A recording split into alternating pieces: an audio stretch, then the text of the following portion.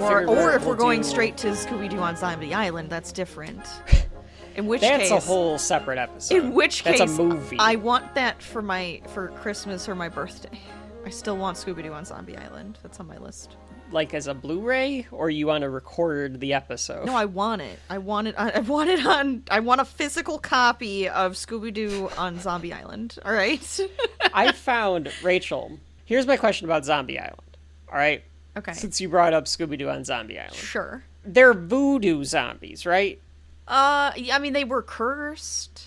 Okay, because there's voodoo zombies. There's voodoo zombies. There's a lot of different types of zombies. Yes. Yeah, the original was the voodoo zombie. Correct. Like, you're taken over by a voodoo person that knows voodoo, and like you're I would say that yes, they're voodoo zombies. They're voodoo zombies, right? Because they're reanimated, right? They're reanimated, but I don't think they can really infect others. There's the infectious zombies where like they can infect others. Right. That's the Romero zombie, which is the undead. Like I don't even know if in Night of the Living Dead they say zombie. Because a zombie back then was a voodoo zombie. Sure. Where was the term zombie coined? I think it's... Because there is such a thing as the zombie virus as well, which is like a real thing in science. That's no, it's not. Stop it. Well, there's a parasite that actually does kind of do that. No, because now you're making me think about it. Because I want to know, what's the difference between the voodoo zombie, your Scooby-Doo zombie? Because if I remember correctly, Rachel, this is what's weird about that. That's more of a curse zombie. I mean, that movie like is on the list. Type of thing. Rachel will make me watch that movie. Oh, you best believe that's going to happen. Absolutely. Scrappy's not in that, though. No. Okay. And they're because here's what it is. They go. This is a brief synopsis of that movie. If I'm right about this, they go to Nolans.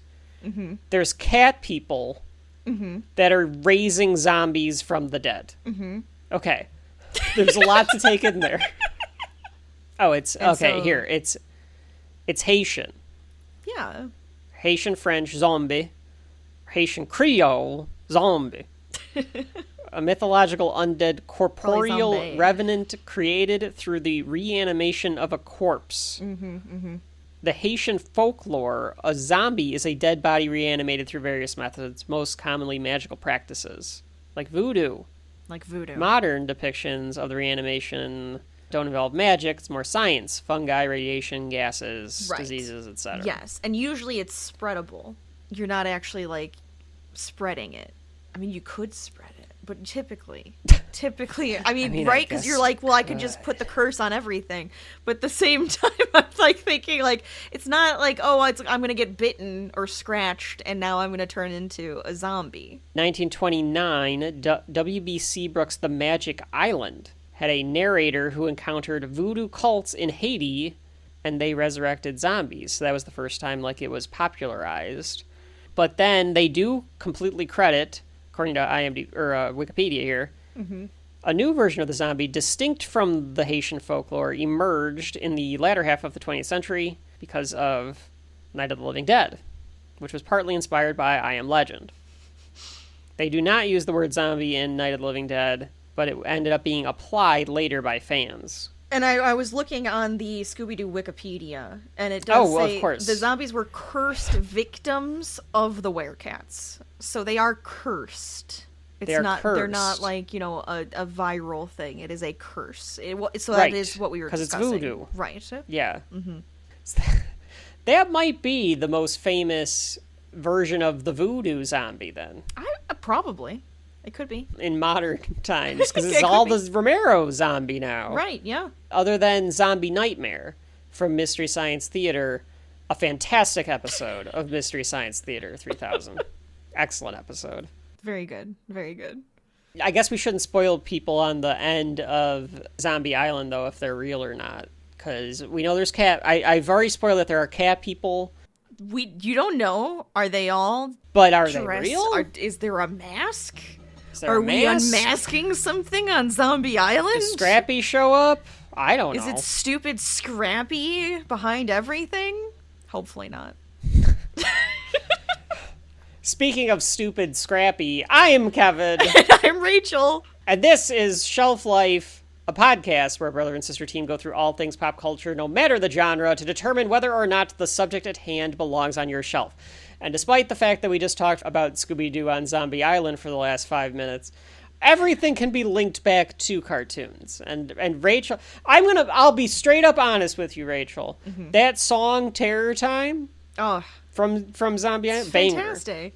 Straight up banger. Terror time again. It's great. Yeah. See, she remembers it. She knows. She wore that VHS out. We're not doing Scooby-Doo on Zombie Island this time. No, Rachel, what are we doing today? Our first episode here of Volume 7! It is time for murder, magic, and mayhem. Rachel, what is up for contention to the shelf today? We are going to be talking about 2004's Shaun of the Dead. Yeah, we're doing 2004's Shaun of the Dead. It is I guess it's a classic at this point. It's 20-some-odd years old. Mm-hmm. Shaun of the Dead. It's almost, directed by Edgar Wright. A horror comedy would be how I would classify this one, Rachel. Yes. The British horror comedy. It is a I British think you have to put that British in there. It's very British. And Kevin will explain that when we talk about it more. What do you mean? I don't know, because it's just you're putting on that like it's British. Let me explain what that means. How British it is. Well, I mean, yeah, I can explain what that means. I don't know if I can articulate it. Mm-hmm.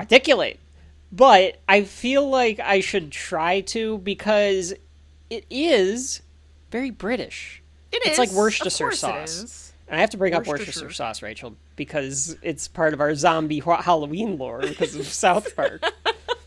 And like Worcestershire sauce, this movie tastes very British. And, like Worcestershire sauce, causes zombies. I feel like now every year we need to find some British... It needs to be like the word association game that you, me, and Mom play, where it goes from thing to thing. Yes. You know? Mm-hmm, mm-hmm, mm-hmm. I mean, we don't really know what causes it in this one, but No, they don't. They deliberately turn the channel on you before you get to learn that as the joke. So, Rachel, Shaun of the Dead. What is it about? What is your history? I don't remember my history with Shaun of the Dead. I really don't. I remember watching it and really enjoying it. It is about an everyday British man going about his life, and then zombies happen, and he continues to go about his life. Yeah, I think that's probably the best way to describe it, because it's a horror comedy where the zombie apocalypse happens, but this kind of schlub. He's a schlub. He's a bit of a schlub. I don't know what the his roommate English is definitely term a for schlub. A schlub is. Oh, his roommate's definitely a schlub.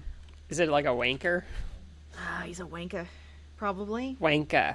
There isn't really one. A prat, a muggin, a trot. I'm hopefully not saying anything really inappropriate right now. I like prat, an oaf. That's kind of the idea, is that there's this like schlubby guy. Mm-hmm. The funny part is it's got a little bit, we'll do Zombies Ate My Neighbors, folks, coming up. It's kind of got that zombies vibe where the world is collapsing, and I think that's part of the commentary and the humor. Mm-hmm. The world is collapsing. It's actively collapsing. And a lot of the people are just going about their day-to-day. They're kind of ignoring it. They're kind of like, that thing's happening over there, but I have to continue to do my thing. Before, like, it completely collapses. Like, it does completely collapse, but, like, before it completely collapses, they're all kind of trying to do their own thing. Our Shaun and Ed, our two main protagonists, kind of just sleep through it. They like don't realize that it's happening around them until it's like full on in. We're a full on in now. Yeah. And then you have the zombie apocalypse, and it's these guys trying to gather their family and friends, their loved ones, and find a safe place so that they can all be safe during the zombie apocalypse. Yes. You don't remember like the first time you saw it or anything like that? I don't remember the first time I saw it. I really don't. Okay. I want to say it was while I was in college maybe, but I feel like that seems too late. I feel like I must have seen it before that. So I really don't remember. That would be way too late. It's definitely not college. It had to have been like earlier on. Anyways, go on. Do you remember? I mean, I don't. Mom and Dad, they have the DVD at their house because I think I bought it, but I couldn't tell you when. It might have been a resale shop buy. Probably was. Because that's how I got a lot of those DVDs. Huh? It's the same one that we always go to. Yeah. Absolutely.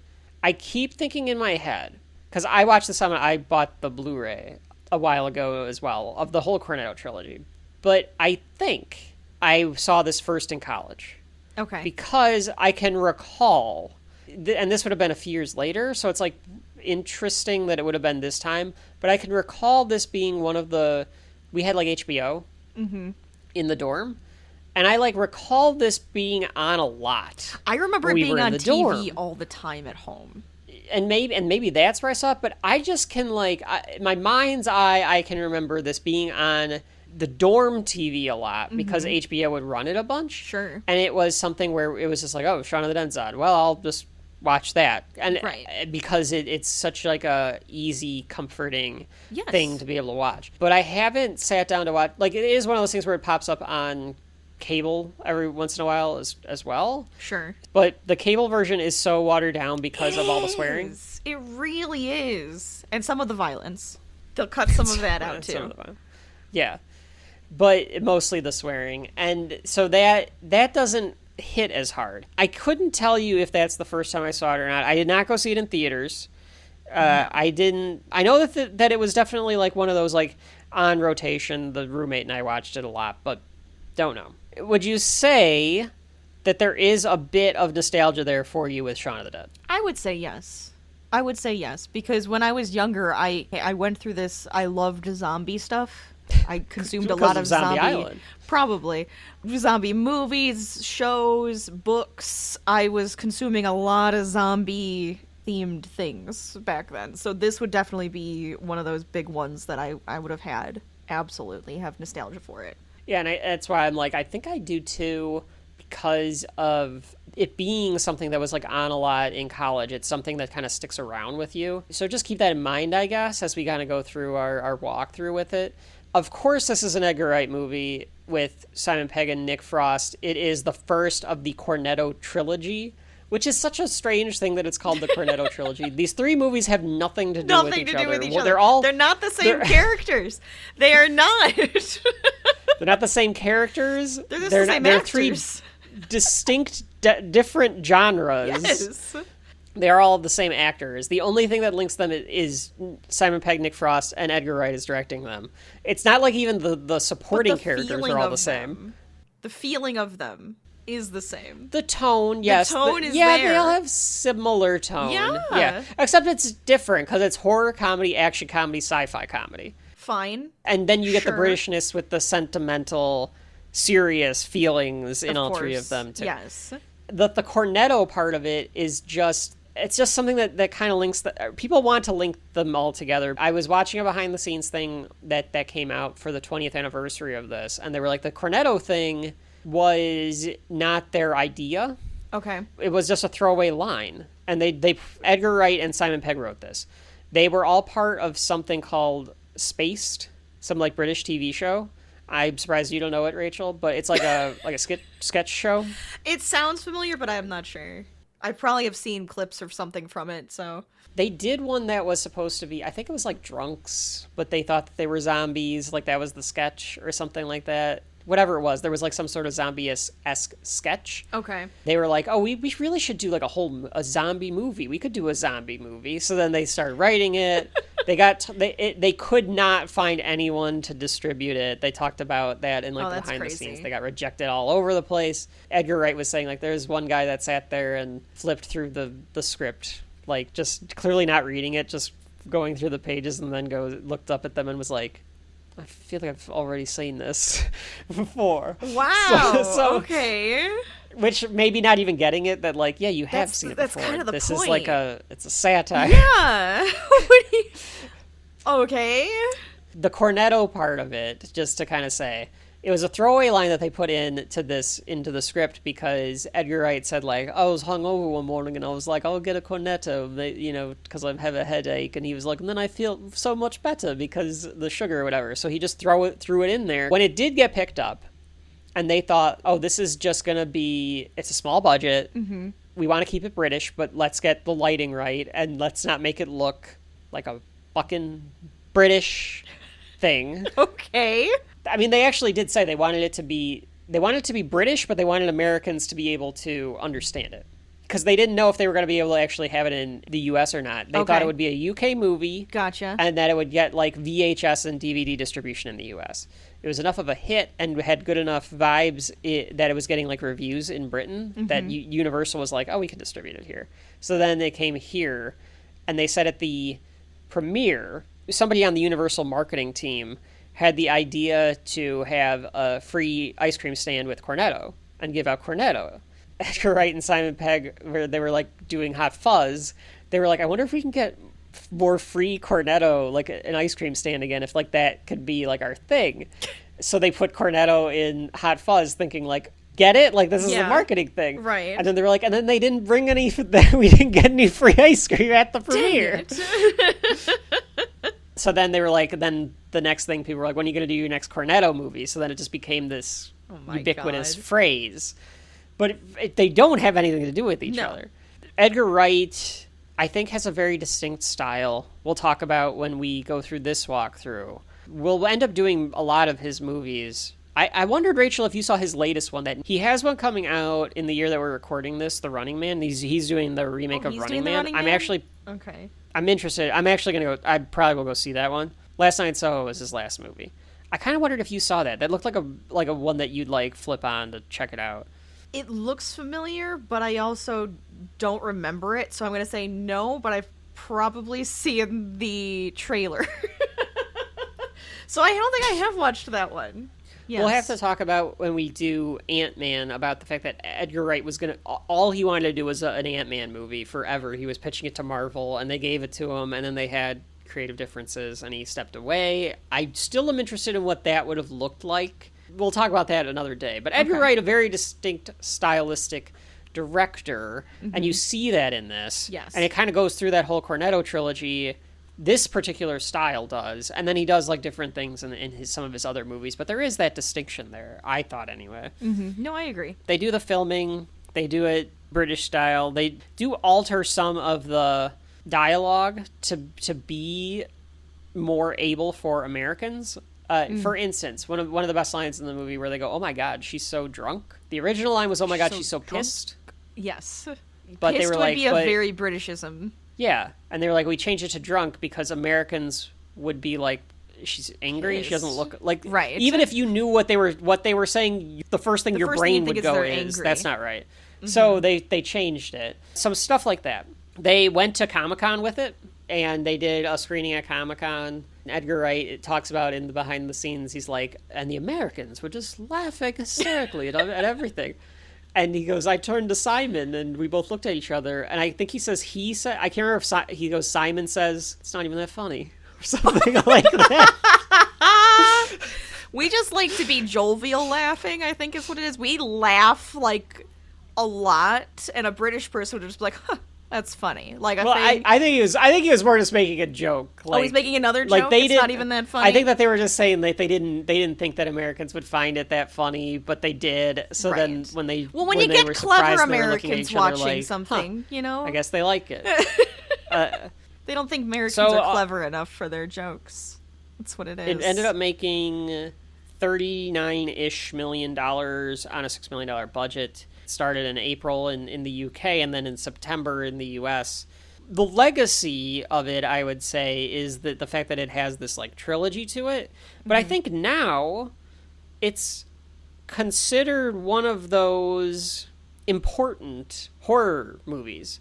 One of those big time zombie films, one of those like classic, maybe even like cult status movies. Probably. I feel like if you go out on the street, if you say Shaun of the Dead, people kind of know what you're talking about. I think people know. People have done like different analyses of it, what they all mean. I'm looking just at I'm looking at this analysis section of Wikipedia. Okay. They're talking about how a film scholar and leading zombie film researcher described Shaun of the Dead as a large body of zombie narratives that were produced in the wake of 9/11.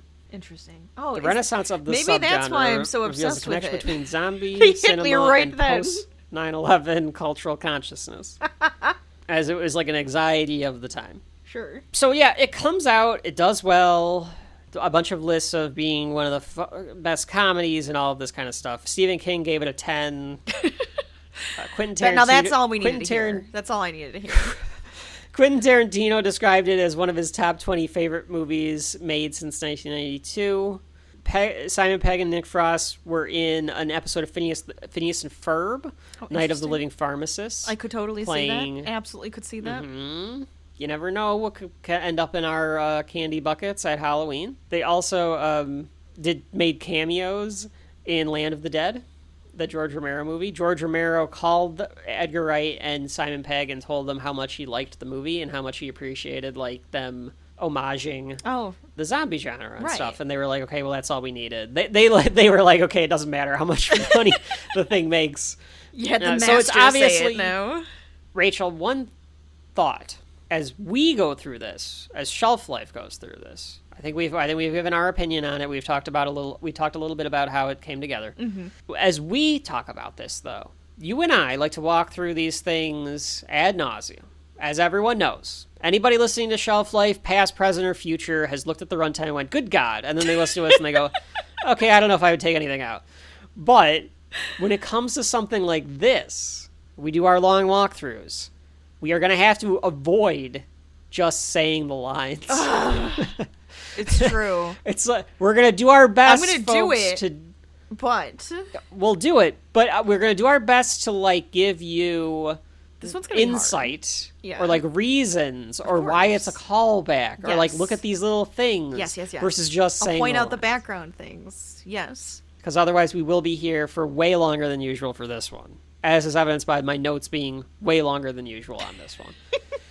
Even if we can quote the whole damn movie, it doesn't matter. All that matters is the age-old question: does Shaun of the Dead have shelf life? Rachel, is there anything else that you'd like to mention before we hit the break? 2 seconds. Oh, she's getting a call. This is very unprofessional. Okay. Now I'm waiting on her to end the call. Okay. I am thoroughly prepared. Okay, thank you. Thank you.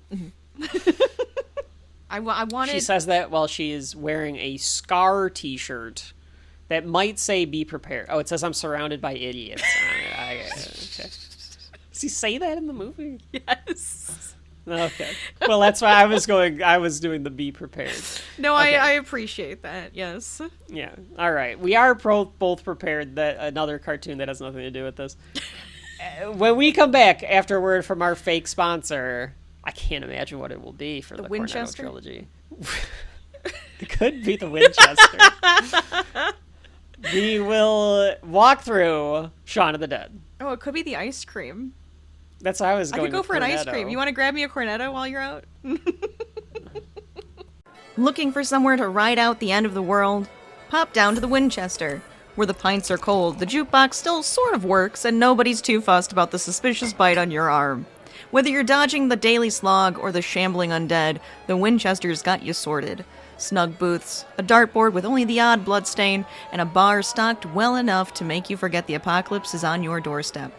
So grab your mates, bolt the doors, and remember our motto: have a nice cold pint, and wait for this all to blow over.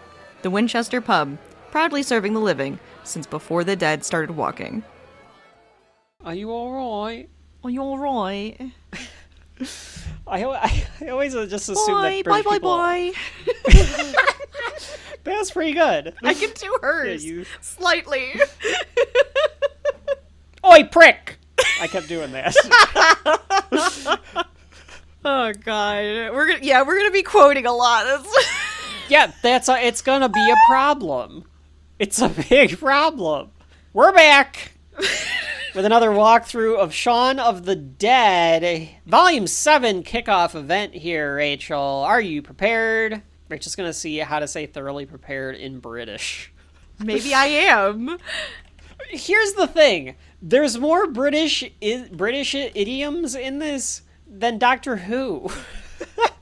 Like, I felt like I was learning the language more than I was in Doctor Who. You will. This one would be. Well, because I feel like it's less It's got to be the proper quicker colloquialism. and more, yes. You're just kind of like... There's Cockneyism in this. Yeah. It's way more fun. Yeah, there's more slang in it. I don't really see one. Well, I'm thoroughly prepared. Then let's get right into it. This is Shaun of the Dead from 2004, directed by Edgar Wright. The movie begins. The Universal logo is first. Yes. But instead of the... dun, dun, dun, dun, or the newer dun, dun, dun, dun, dun, dun, dun, dun, dun, it's just spooky noises all over it. These, like, weird, out of sync, almost synthesized spooky noises. It's like...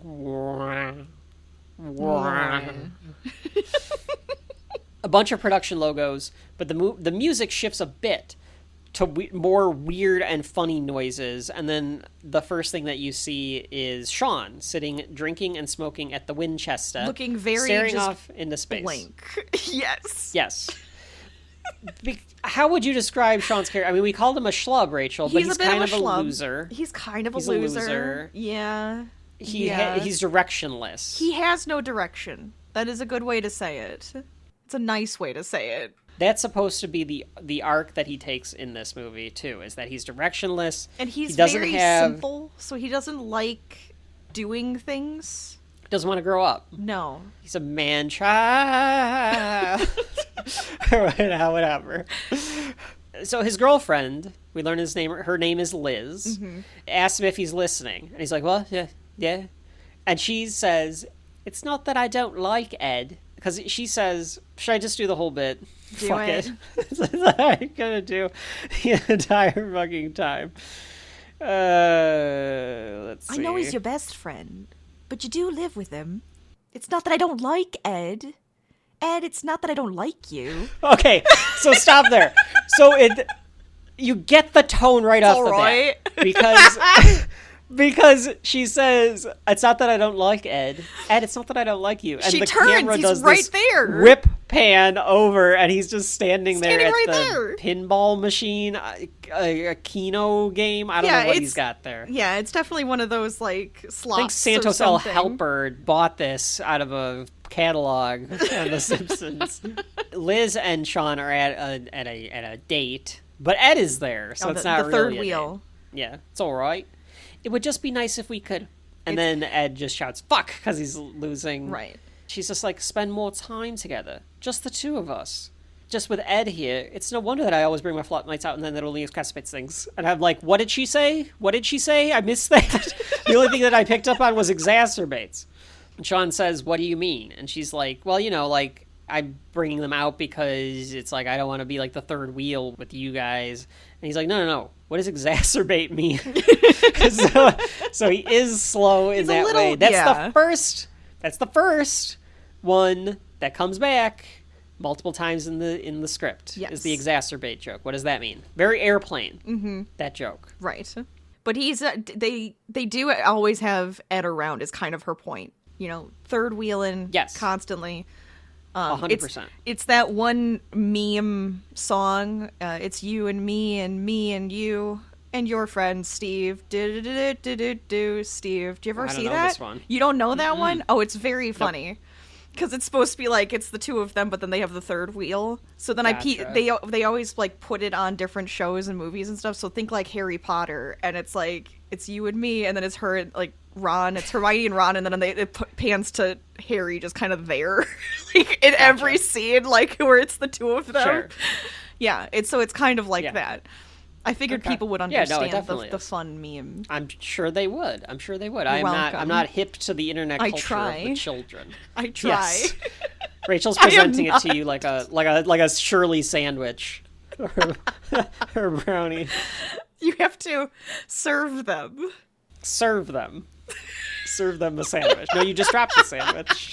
God damn it! Now we're doing another Volume 7 episode. Anyway. I've been the Ed my entire life when it comes to my friends. I also like to stand off on the side playing games. Too. Oh yeah, and my sister. Yeah, I do it with Rachel and her husband all the time too. That's true. Yep. Although the vacations that I've gone on with you guys You had to have me there. It wasn't you asked me. Well, yeah. I thought it would be fun. I mean, the Comic-Con trip, I was like, you're coming with. That's we have true. to do Shelf Life on the road and stuff. But yeah, anyway. Yeah. Anyway, so Shaun is like, well, I mean, it's not that I don't like David and Di. Guys, it's not that I don't like you. And it shifts the camera, then shifts over, and they're there. And they're like, it's all right. Our British friends, our British listeners, you have to let me know how many of these phrases are very British and how many of them are just things everyone says, because some of them I'm just like, so British. like we said, like somebody going like, are you all right? Are you all right? Like well, it's the way we're saying it, because we would just say, are you all right? Like, it's the way that they say it. Because I think Americans say, are you okay? That's true. I have said, are you all right? I think before, British say, are you all right? Because like Austin Powers says it, they say it in this, they say it in Doctor Who. It's all, are you all right? That's British. That's the kind of thing I'm talking about. I need Emma Watson to teach me the differences between. Have you ever seen that, Rachel, where Emma Watson talks about how when she came to college in the U.S., oh, it would be very different. She said so many British things, and people would just stare at her like, "Sure, what the fuck is wrong with you?" Fair. Same thing happens to us if we go there. I want to spend time with you. I do. It's just that Ed doesn't have many friends. I think that he doesn't really mean that either. Because it's his best friend. I think he's just saying that because it's his best friend. He doesn't want to get rid of Ed. Right. He likes Ed being around. And Ed comes over and goes, "Can I buy any of you a drink?"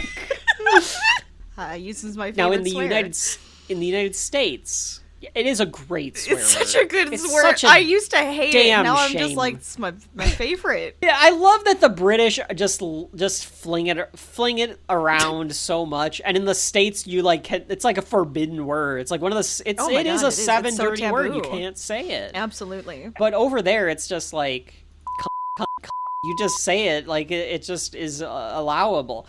It's like wanker. Like wanker is the one where they're like, "Ooh, you gotta be careful with wanker," and it's like here you can say wanker and nobody knows what the fuck you're talking about. It's so weird to me. We are now This is now an explicit episode because of how many times Kevin said it's Shaun of the Dead. We could have kept it PG-13. We could have kept it. But there are actually some Shelf Life episodes, believe it or not, that you don't need the E on it. But I put the E on all of them because I'm just like, I might have said fuck. I don't know. It's probably in there. I think you listen to it back and you're like, I didn't swear for 3.5 hours? What the fuck is wrong with me? So anyway, David, Harry Potter looking motherfucker here, he's a twat. He's an absolute twat. Yeah. He's a coward. He's like stuck up. He's like snivling? Is that the word I want? Yeah, Snivelly? That's good. Yeah, snivelish, yeah. Yeah. Because of the way he pokes at Shaun. Yeah, he doesn't like Shaun. He clearly doesn't like Shaun. No, because he's in love with Liz. He's in love with Liz. So obvious. She wants something more than the Winchester. She wants to live a little. And she wants Shaun to want to do it. She was trying to get Shaun to do more. Go to actual restaurants and have a nice meal. Not just the pub. Not come to the pub. And it gets revealed that, like, wait, you still haven't met his mom? David, seeing an opportunity to, like, be a dick, is like, are you ashamed of your mother, Shaun? And he's like, no, I don't. He says it. I love... Yeah, he's such an asshole about it. And he seems and he's like got this look on his face. Yes. Yeah. Shaun's like, no, it's my stepdad. I love my mom. And Ed comes by and says, I love his mom too. She's like butter.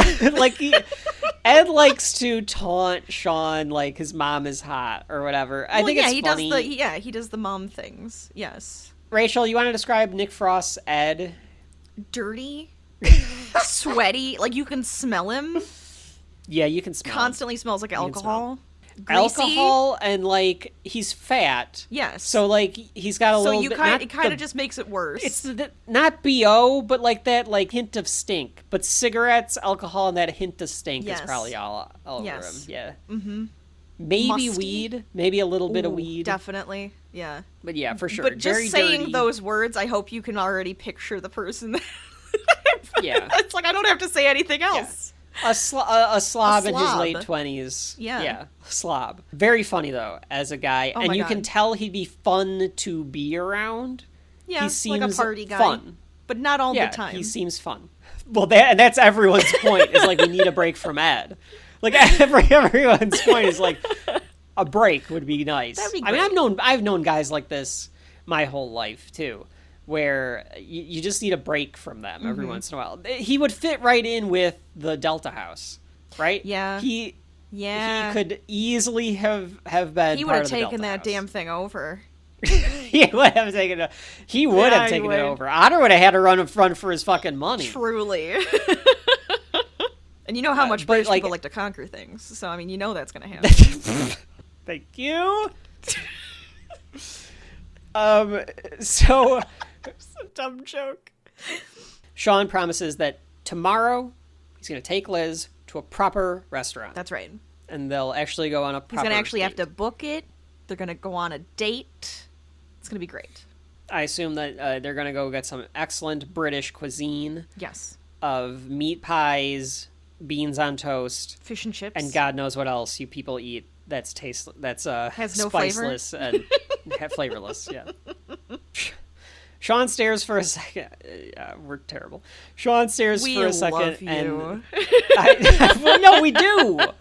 I wouldn't make fun if I didn't know that, that's like, the point. they aren't. They're turning around and doing the same thing to Those us. shelf lifers are so cheeky on their Damn podcast, straight. they is. That's what it is. Yeah, we are. I love how you That's turn right. into like some little child chimney sweep. Okay, because listen, there's a good chance that sometime in my life I'm gonna have to load up the Shelf Life shelf and abscond to England Fair. because the country's gonna kick me out, So you will become. or I'm gonna chimney become a sweep. refugee, and I'm gonna become a chimney sweep. So I'm gonna be walking around going, "Oh, you chimney sweep, eh? Would you like me to clean your? Would you like me to clean your stacks, governor?" They're all gonna think so I'm it's gonna have like to learn it. They're gonna think it's like more of a euphemism than like anything else. They're like, "Excuse me, sir." Or I'll be the Dick Van Dyke chimney sweep. Oh, you because got by then to, I might, yes. I'm hoping it's when I'm an old man and I'm just be like, "Hey, Is that the Dick, Toppins? go get up there." Toppins? Yeah. Oh, so I'm going to be dancing on your ceiling here, and I'm going to be rubbing off your pipes, yes, or whatever. I hate everything that's happening right now. So anyway, now that I got that out of my system, I don't. You got another 2.5 hours of that, folks, at least. Shaun promises to start. He stares off into space for another second, and then the opening credits come up. Yes. This montage It's for great. the opening credits, so Edgar Wright, so fun, so Yeah, good. It's very fun. It is the mundane everyday life. We have a man collecting the carts and pushing them across the parking lot. We have a woman cashier checking people out, looking bored with Mary. her life. Mary, Yeah. yes. A bunch of people are waiting for the bus, looking at their cell phones, texting on Yes. cell phones in 2004, which Oh my gosh, absolutely. an impossible task, but I guess they were trying to do it. We have a group of street people. I don't know, Yeah, hoodlums? they have Hoodlums? roving gains in London. Yeah. And the Yeah. hoodlums are just kind of bopping to the music. They kind of look zombie-esque already. Yeah. It's supposed to look like they're all, I mean, obviously that's the joke, that they're all zombies already. They Right. all have these, like, mundane, shitty lives. Right. And then there's a kid who's It's- playing with a soccer ball. Very visually clever, the entire movie is. And I will emphasize it again, because we'll say it a million times on this podcast. Everything that you see in Shaun of the Dead has a meaning. Everything. Comes back. Literally visually, or as part of the dialogue, or as payoff. The setup, promise, progress, and payoff of this script and this movie It happens is over and over and over again. unbelievable. Yeah. It really is unbelievable. But a very, very clever way to open it up. Shaun walks out of his room like a zombie. He's like on his toes, and then you hear... Because he's yawning. And he's yawning. Ed is playing a video game. Of So course. he walks over and he grabs the controller to play. And it says- Player 2 has entered the game. Did you have work? You've got work. Player 2 has left the game. Very So instead of simple, being able to- very quick. Yes, you understand it. You understand these characters very, very quickly. And then quick cuts of action as Shaun gets ready. He brushes his teeth and pees and all this sort of stuff. Their third roommate. Well, okay.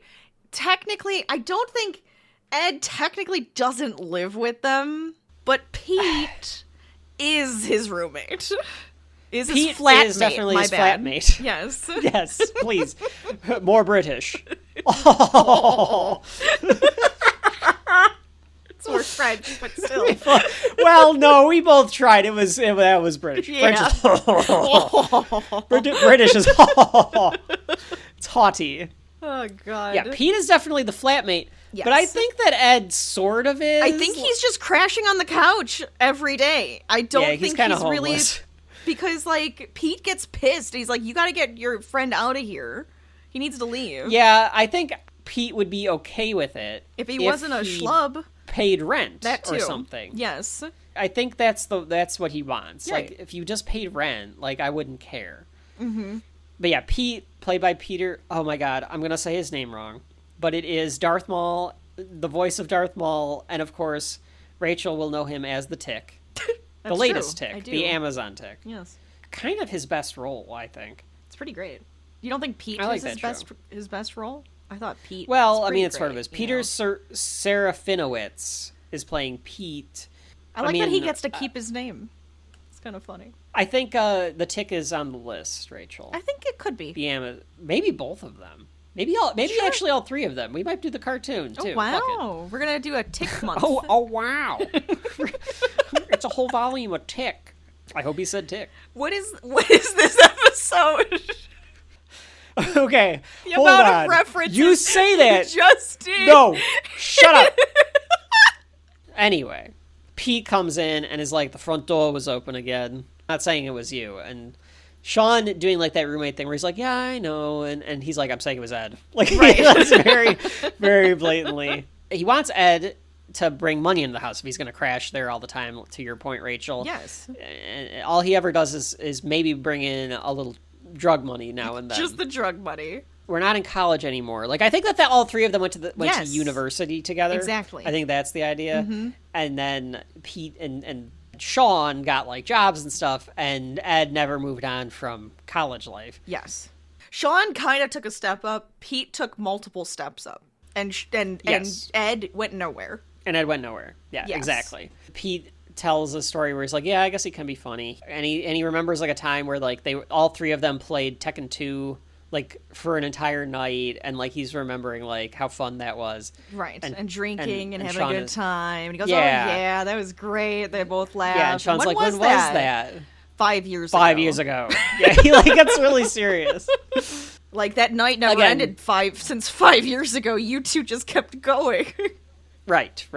Yes. Again, very hard for us to not just repeat the lines. We're trying very hard to give you insight into the lines versus just repeat them. But you have to say them so that you can give insight into them. Oh, they get So it.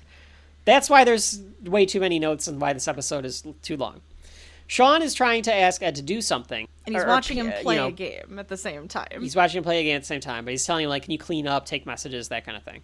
Someone calls Ed, though, at the same time. 2 seconds. This is why I say 2 seconds all the time. I say it Of course. all the time. It just became part of what I say. So when I'm like, oh, just 2 seconds. Like, I'm like, it's because of this.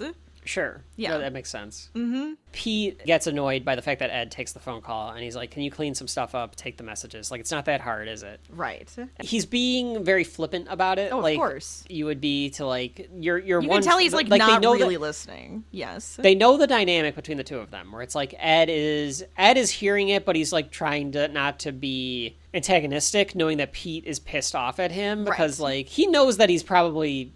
on the edge of getting kicked out anyway, so but he's like, not gonna because of Shaun. Because of Shaun, yeah. He's taking advantage of Shaun. He is very, taking very much advantage so. of Shaun. He is. Because he knows that Shaun likes having him around. But yeah, Pete keeps asking himself, and he's like, yep. Yeah. And when Pete turns around, he put a "I am a prick" sign on his back. Yes. On the back of his jacket. And Ed is like, you know what, Shaun, I'm sorry. He does. Yeah. and he didn't really mean I'm sorry. Shaun starts to go in like, well, you know, I understand it. And then Ed is like, no, I'm sorry. And he does Shaun. the eyebrow thing. It's very subtle. But he just kind of like raises his eyebrows like, no, you'll get it. You'll get it in a second. Because what happened? Farted. Rachel. That's right. And it's a stinky fart because he's a smelly man child. Right. And Shaun smells it and kind of laughs, and he goes, "That's not funny." He goes, "You laughed, so." He says, "I'll stop doing it when you stop laughing." Yes, that's it. Liz calls Shaun, but neither of them get it, and because he's like, "You get it," like, we told you to take the messages, right? And he has to get to work. A kid with a soccer ball, and she does the boy, boy. It's very Liz. Yes, boy, boy. Bye.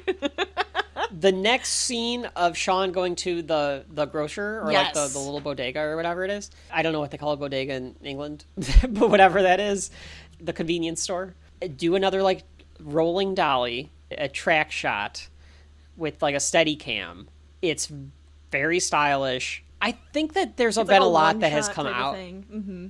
I think a lot has come out with this style since then, but I would venture a guess that this is more unique than not for Western cinema for 2004 to see like this one shot tracking shot type thing with the character, especially the way that they handle this, because they do this like 3 times in the movie. This is the first time that they do it. They're set up throughout the entire thing. So there's a kid that kicks the soccer ball at him. And it hits him. Because he's like, and it hits him. And it pans through the whole neighborhood. There's a homeless guy.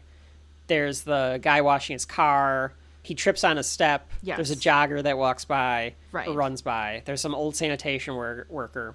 And you can hear throughout this entire thing, if you really listen to the audio, if you have headphones on or you've got a really good sound speaker system, you can hear the background in like your surround sound where the news is talking about illness spreading throughout the countryside and stuff like that. It's like subtle in the background there. Yeah, what was the first? There was like a one line because he's like listening. Somebody's listening to the radio. I think that's the guy that's washing his car. Yes.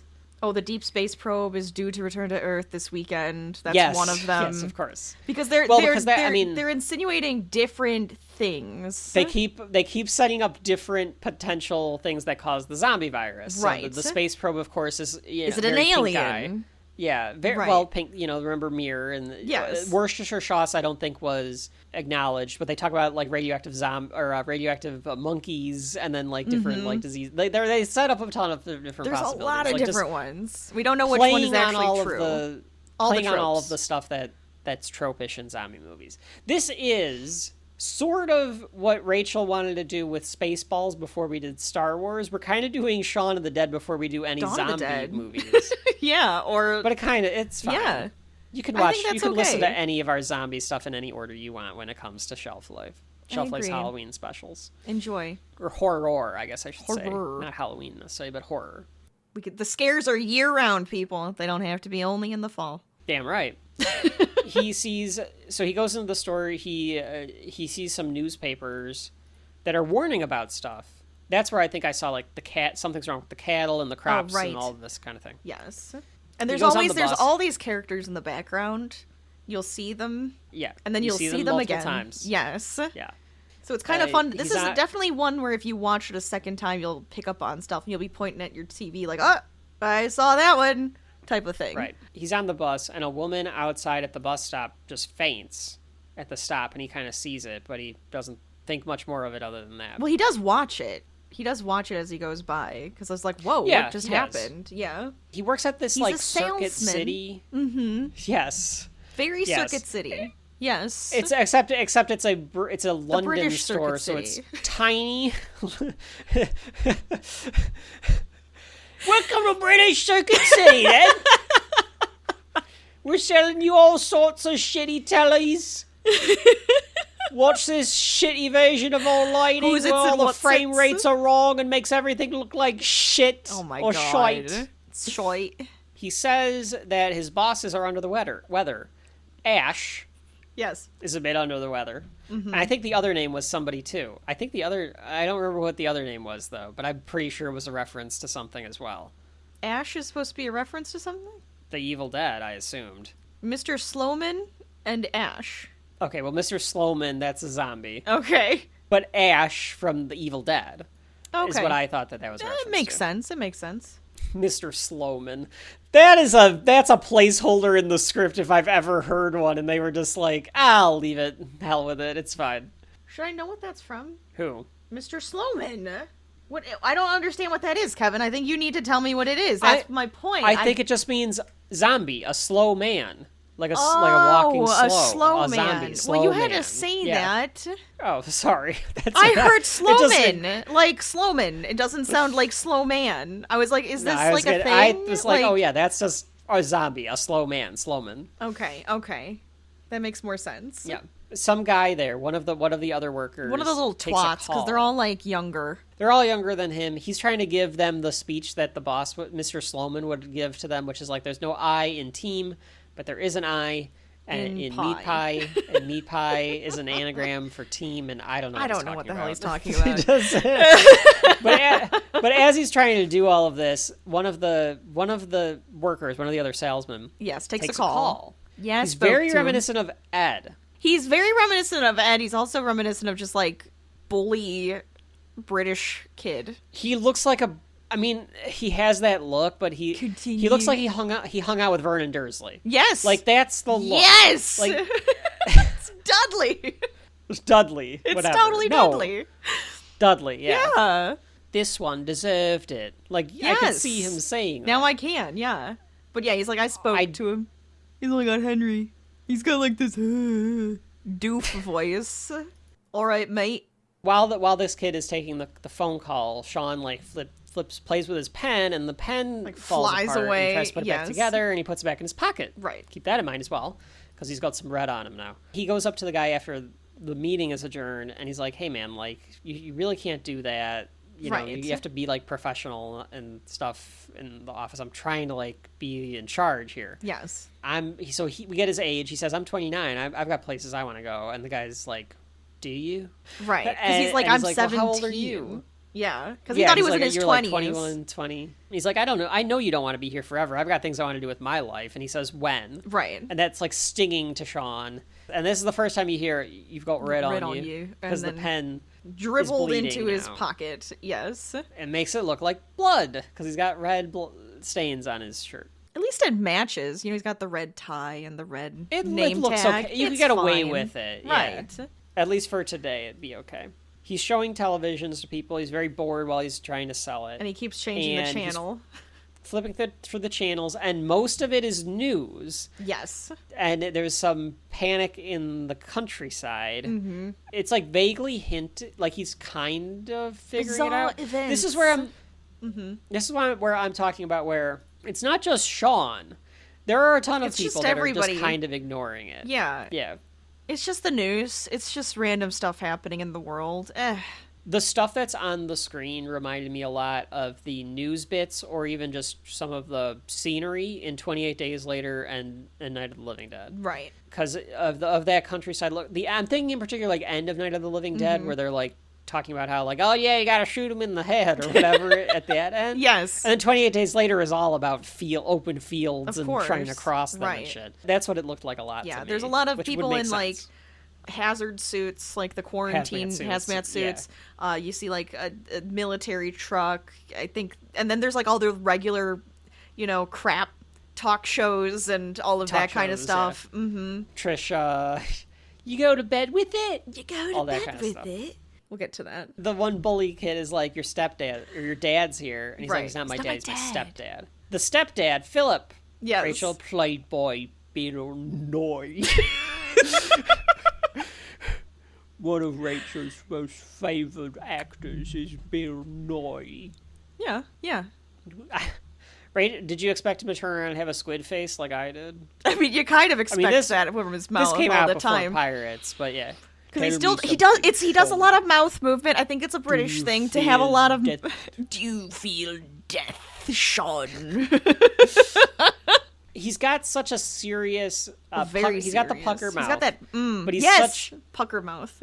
The strict. Well, I mean, he played a puffer fish, so that makes sense. Oh my god! But he's or cuttlefish. He has the very serious strict older stepdad, vibes for sure. But he's there to talk about his mother. Why did he come down to the shop to do this? He was probably already downtown, checking in on Shaun, checking in. And like he just does this every once in a while. I have a feeling he does this every once in a while, especially because it is his mom's birthday tomorrow. Or oh, is that what it was? Yeah.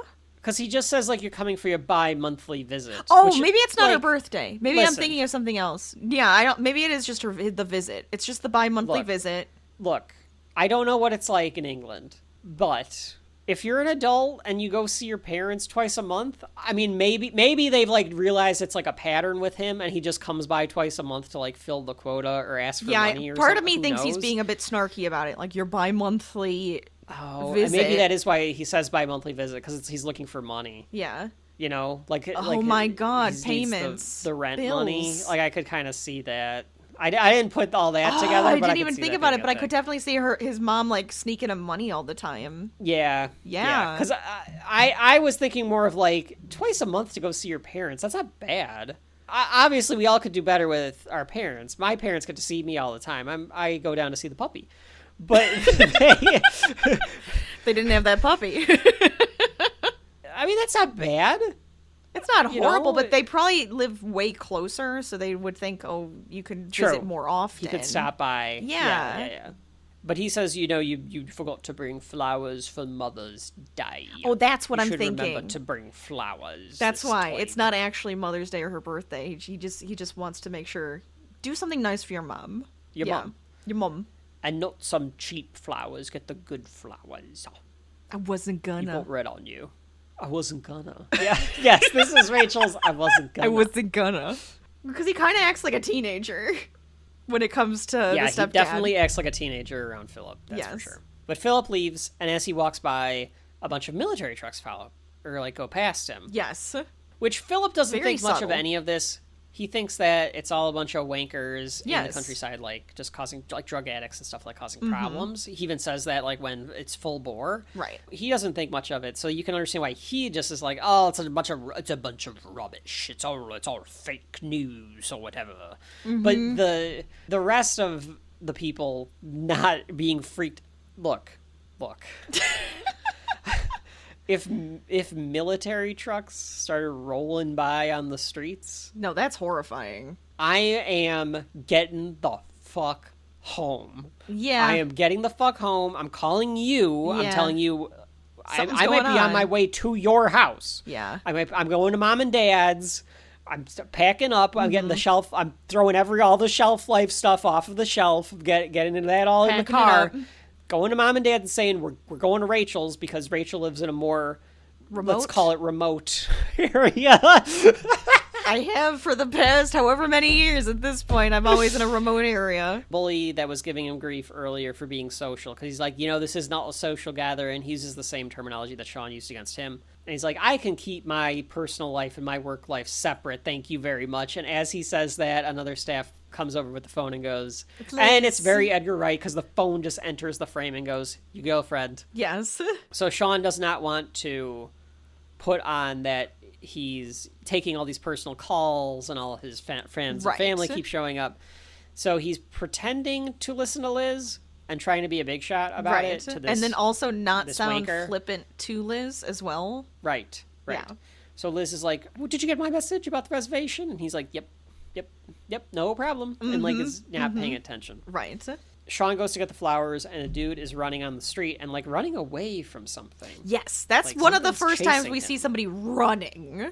But like this florist doesn't seem too bothered by anything. Well, I mean, there's just an old man playing with the pigeons across the way too. It's no big deal. That's just normal. Yeah.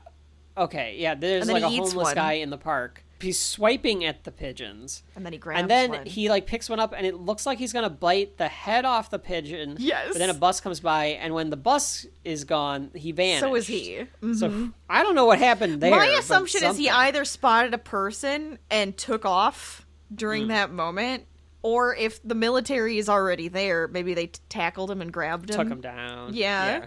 It takes... That's the only like thing about this is that like I guess the military went to the countryside because that's where it started, and then they couldn't reassemble back to London. Maybe I don't know. That's got to be what happened or something. Like it's very. Why did it take so long? But anyway, I guess it didn't take that long. It took a day. It took less than a day. I think that is about as long as it would actually take. Well, I say that, but with our lovely government, say it would take 1 hour. With our government? You think it would be more or less? More. I think that it would take like weeks. Oh, I'm saying it would spread in an hour because of our government. No, it would spread. There are no zombies. If you don't test for the zombie virus, it can't actually come. Right. People on the bus as he goes back just looks gross, sickly. They all look kind of sick. Yes. Somebody's coughing. The woman next to him looks very pale and sickly and like passing out. The other guy looks... Is this when Zombie Nation plays? This might be when they do the Zombie Nation beat drop. There's traffic on the streets. Yes. It's very busy. As he like walks back to his flat. So I think people are trying to leave. There's a guy actually like passed out in the car. Passed out. Yeah, in the front. Yeah. Yes. Yeah. His head is on the steering wheel. We don't know what that's about. Yeah, and he runs into a friend on the street, Yvonne. Mm-hmm. I couldn't tell what their relationship was. It seemed like they both went to school together. Yeah, totally went to school again. I think they went to school. Mm-hmm. Okay. Because they like known each other for a while. They have. Well, and this is another one where it's supposed to reflect that he isn't going anywhere in life compared to like this old friend of his, because she's like, oh yeah, I just bought a place, right? And he's like, wow, and she's like, I know, like adult things and stuff like that. Does he ask her how she's doing, or does she ask him how he's doing? And the other one says she asks like, are you still with Liz? And he goes like, yeah, and she goes, oh good, I'm glad somebody made it. The couples, I'm assuming it's like the high school or college couples, high school or college couples, the uni couples. Yeah. Well, he says 3 years now. Oh, okay. So they didn't meet in college, but like still like old friend group or whatever it is, right? Because they met in Greece, Rachel. Yes, right. Which one of them says surviving to the other one, though? I think Yvonne might say, like, how are you doing? And Shaun says surviving. I think that's the way it goes, yeah. They get into the topic of Liz and Shaun. As they're doing this, the background stuff, neither of them are paying attention to what's going on. Yes. Because paramedics have showed up. To check on this person in the car. The framing of it is that, like, they're talking on either side, and then this is just happening in the middle in the background. Mm-hmm. This is where, if it was British lighting and cameras, it would look really awkward to my eyes, but because they're trying to do it in an American cinema style and with Edgar Wright's style, it's comical and it works because like there's stuff in the background, there's stuff in the foreground, you're paying attention to the foreground while stuff in the background is going on that these people are completely unaware of. That really works well for Edgar Wright's director style. It does. The way that the camera moves and everything. Absolutely. He remembers because he's like, oh yeah, we're even supposed to go on a date tonight, and then remembers that he didn't make the reservation. Oops. So he tries to call them immediately. Yeah, he goes back and Ed is like, you got 3 messages. Your mom rang about you going around tomorrow night, and then Liz rang about the 2 you eating out tonight, and then your mom rang back to see if I wanted to eat her out tonight, because he just likes to make those jokes. Yes, of course. He's crude and disgusting, and he's been tidying up all day. He's crude and rude, like Raphael. Well, I did tidy up, but then I had a few beers afterward. When he finished. Mm-hmm. Because he's like, you don't look like anything has changed. He didn't even move. Well, I did. And then... He hasn't moved the entire day. Finally, Shaun gets a hold of the restaurant, and he wants a reservation, and they're like, we just gave away our last table. So then he's like, shit. Plus he had it for Do you think they could... Wait, go ahead. Do you think they could have just gone because of the zombie apocalypse? They probably could have just gone. Potentially.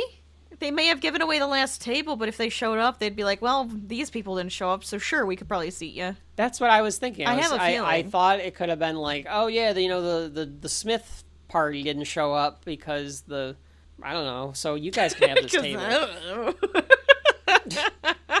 Liz calls and is like, all right, like, what's the plan? Hi, and all that stuff that she does. Yes.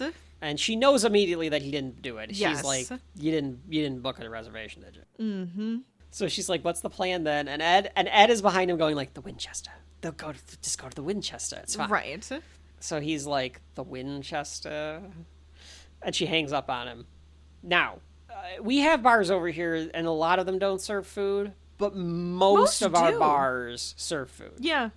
Most of the time. Yeah, most of the time they're like a pub and grill. I wouldn't say like all of them. Like there's definitely a lot of bars that don't, and you can like bring your own food in. But most of the time they serve some sort of food too, because they want you to sit there and eat and drink. Right. I think a lot of pubs in the UK might have adopted that model now, but I think maybe even back then, a lot of it was like, this is your watering hole. This is the drinking like, spot. There's peanuts. Yeah, you go somewhere else to get your, there's a pub and then there's a pub. Right. You know what I mean? Do you know what I mean? There's Moe's Tavern, and then there's Uncle Moe's Family Feed Bag. Yes. Exactly. Sometimes there's a medium. So Shaun goes to Liz's apartment, buzzes to be let up, and David is there. Does Shaun live with David and Di? I'm not sure. Or like, what's the deal there? I think they're just over. But they're over the next day too. Yes. All right. I don't know. I didn't think she lived with them, but maybe she lives with Di. See, I would agree that she doesn't because of Shaun's fantasy where he's like, we'll just stay at Liz's. Right. And it's not like those two aren't there, but I Right. could also see him just keeping them out of it. But like, it's strange. I think that they're just there. I think they're just always over. Yeah, maybe they're just always over. Mm-hmm. David says, "No, you're not coming in. She doesn't want to see talk to you." Right. And Shaun says, "Like, I'll just climb the wall then and come through the window if that's what you want me to do." Because I will. I'll do it. Yeah. So then, like, and then they you all hear like him stare at the trying to do window it. because it goes to Yeah. a shot of them and they're like just looking and they're like, "Oh, really?" So then they stare at the window and there's a beat. But he can't get up there. And So then the it buzz buzzes again, and happens he's like, again. Yeah, it's me again. And they just let him up. They argue. You see the news on in the background. Yes. Is talking about stuff, but they're arguing with each other. And she looks they're like I think they're yelling. gonna go out. She's gonna go out with her friends instead. I think that's She's gonna might go out be with her another friends thing. instead. She's Yeah. like, I'm gonna go out with them instead because you can't bother to like fucking. I'll play the third wheel or whatever with them. Like fuck this.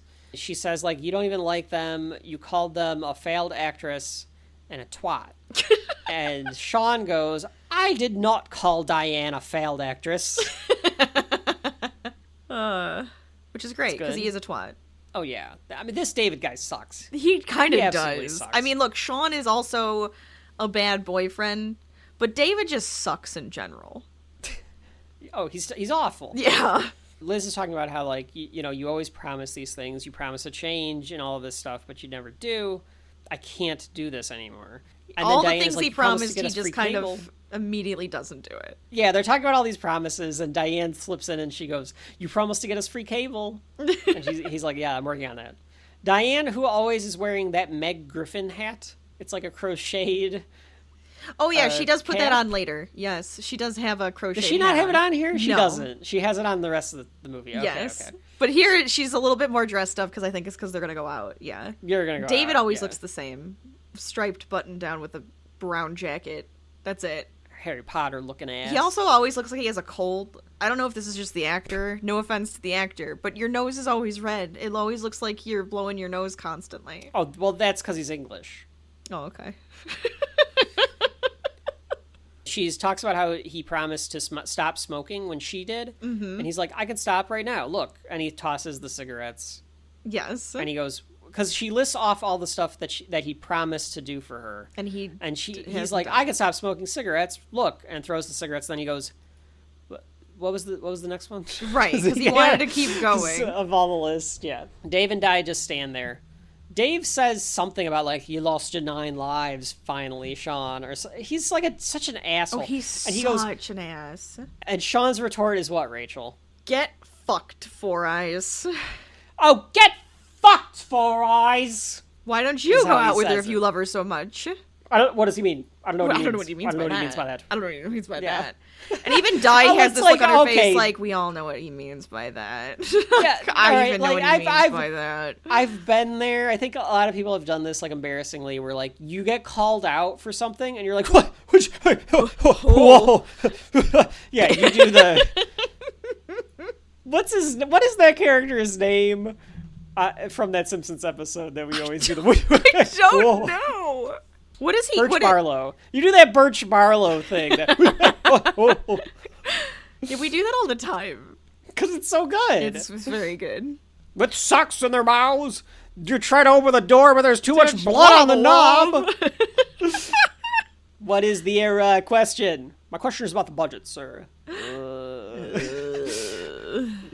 At this point in my notes, there are too many lines in this, and I can't keep up. You can't keep I'm up. taking too many notes. Yes. Liz is in her bedroom, and Shaun comes in and gives her the flowers, and she's like, "For a wonderful mum." He went, oh. He's like, "Yeah, I thought it would be a good joke because you said that you never met my mom," and she's like, "They're yeah, for your mom, aren't right. they?" Yeah, and she just hands them back. And she tells him she knows she has to break up with him, or she's going to end up at that pub every day for the rest of her life. Right. And she doesn't want to feel stuck. She feels stuck. Mm-hmm. Yeah, this guy is leading me down a rut. I need to get out of this. Right. She breaks up with him. And she's right, too, and she breaks up with him. Mm-hmm. So he gets thrown out. It starts raining. It just immediately starts raining. Like, it's pouring. like comical. Like, it's like pouring. Like, and they almost make it look so that it almost is just on him. It's like raining on him. It looks like and very fake. Vicinity. It's great. He goes to the pub. Where it actually, I think, is raining here. It looks like it's raining. Just raining. Yeah, like so it just worked out for them. Because rain probably a pretty expensive part of the budget to get a rain machine. I would imagine. Yeah. Gotta get that lighting right. The score is very ominous at this point. It's in that part of the Shaun of the Dead score. Mm-hmm. He's walking. He's got the flowers. There's a couple making out. Yes. Outside of the pub. Mm-hmm. We assume. Well, he's grabbing her ass. Kissing her neck. Oh, is he grabbing her ass? I think so, yeah. Well, because later on they're making out too, but they're not. Yeah, not in the same way. Throws the flowers in the trash. Yeah, he kind of just gives up. Wait, I guess it's not trash. The bin. Throws the flowers in the rubbish. Oh, yeah. Oh, in the bin. It's in the bin. Okay, you're right. The bin. I was gonna go. He throws the rubbish in the bin. The garbage. Folks at home, I'm very American. Okay, I'm sorry. The rubbish goes in the bin. I literally have a Captain America shield on the wall here in the Shelf Life Studios. I can't help it. I have a TARDIS next to me. Yeah, Rachel's got the TARDIS, so she's very British. We've been over this. Everyone knows that you love all the British shit. It's funny. It's very funny. It's very funny. It was a funny angle. I knew that was coming. I felt it. Yeah, I felt that one coming. Knew that one was coming. Ed is trying to cheer him up. He does the orangutan impression, which is very good. It is very good. It's a very good impression of an orangutan. Yeah, he even does a good job of like lifting up the glass and pretending to like drink from it and stuff. I like it. The jukebox plays some sad music. Right. It's like, who put that on? And Shaun's like, it's all random. Even that line comes back. He looks so sad. His eyes are awful. Simon Pegg gets he's doing the really good red eyes. Yes, depressed, crying. Oh, man. Yeah. Because he's not sobbing, he's just sad. Yeah, he's just it's just a really good depiction of sad. Mm-hmm. So Ed wants to fix it. So he's like, it's nighttime. Keep bringing the shots. It's nighttime in the Winchester. I'm gonna make him feel better. Mm-hmm. He's basically closing the pub down. The only people that are left there are like the regulars. Right. Because like the pub's even closed. Pretty but, much. Like the regulars are still Yeah, they there. can stay for longer. Let's just drink all day the next day. You'll get over her. We'll just like come here, we'll drink, we'll go home, we'll drink, we'll play video games, you'll get over it. Right. He says like, no, I can't do that because the reason that she broke up was because she said that she would just spend the rest of her life at this pub. Right. What were you going to say? Because he even says like, I don't want to turn into these sad guys, the sad fuckers who are just sitting here drinking all the time. Yeah. Yeah. And Ed is like, they're not sad. They're rich, interesting characters. And he tells a tale. He goes around the pub talking about all of the regulars. One of them, the guy with the snakeskin boots. Surrounded by women. What he calls them. Yeah. He's a bigamist. Oh, yeah, he's always surrounded by women. Yeah. Yeah. Strangled his first wife with a draft something or other. Invented the mobile disc. Mobile disco, my bad. Yeah, he calls them snake hips. That one's snake hips. Then he talks about the woman in the booth who is the crocodile maniac. And coccicidal maniac. I'm sorry. Coccicidal maniac. Because she's an ex-porn star and she's done it all. And Shaun's starting to laugh at this point because he's making up It does help stories. Shaun. It makes him... He's coming out of the funk a little bit because he's laughing at all of Ed's jokes. Mm-hmm. He's like, well, what about old Bill or whatever the owner, his name is? And I said, oh, him. He's an old mafia. Yeah. and stuff, and that's why it's called the Winchester. That gun up there is real. It's like something that he took from his old mafia days. And he goes, it's true. Big Al says so. The owner he does have tattoos on his hands. He does. On his fingers, like you would think, like mafia would like have tattoo on their fingers, right? So it's not untort, but I mean it is. Big Al said it, right? So it must be true. Big Al said it, yeah. But Big Al also says that dogs can't look up. Dogs can't look up. I've seen dogs look up, Rachel. I also have, yes. A figure comes to the window. You like see it coming slowly toward the window. Can I just say one more thing? I'm not going to say, there's plenty more fish in the sea. I'm not going to say if you love her, let her go. And I'm not going to bombard you with cliches. But what I will say is this. It's not the end of the world. It's not the end of the world. And as he says that, the hand on the window, and they are like, we're closed. Right. It's like a shadow. It's very zombie. Yes. It's very zombie because it's the silhouette of a hand. Folks, if you ever want to freak somebody out, just do the silhouette of a hand on them. Do that, because that looks... Ooh, it's creepy. Having anything just, like, come up to the window like that, it's creepy. Yeah, it's not great. It's not great. Mm-mm. And the hand kind of, like, slowly goes down. Well, no, you see a person. It's not just the hand here. Do you see the head, too? Yes, it's this... Okay. All right. Oh, okay. Yeah. It's still creepy, though. Oh, it's still creepy. It's just it always works. Yeah, always works. Absolutely. They sing on the way out of the pub. Clearly, someone is getting eaten now, and they're not making out. No. And then the guys, when they're not looking, because they like look back and they're like, "Oh, get a room" or whatever. Right. Because they're guy's pissed neck at this point. Breaks. Yes. Like his head flops backward. Exactly. It's disgusting. We get another one of those like tracking one shots as they walk through, and we get this more and more scenery. It's now way more ominous. It looks like American Werewolf in London. It does. On the moors, because there's like the fog and everything. It's got that randomly. Vibe to it. Yes. I mean, it is like, 2 or 3 in the morning, but they're doing a song. They're like singing something. Yeah, I can't remember what they're singing. They're singing because it goes like yeah, and then it goes, and then there's a zombie. Well, there's like a man in the background groaning, so they're like going the to each other, and then they turn to him and he goes.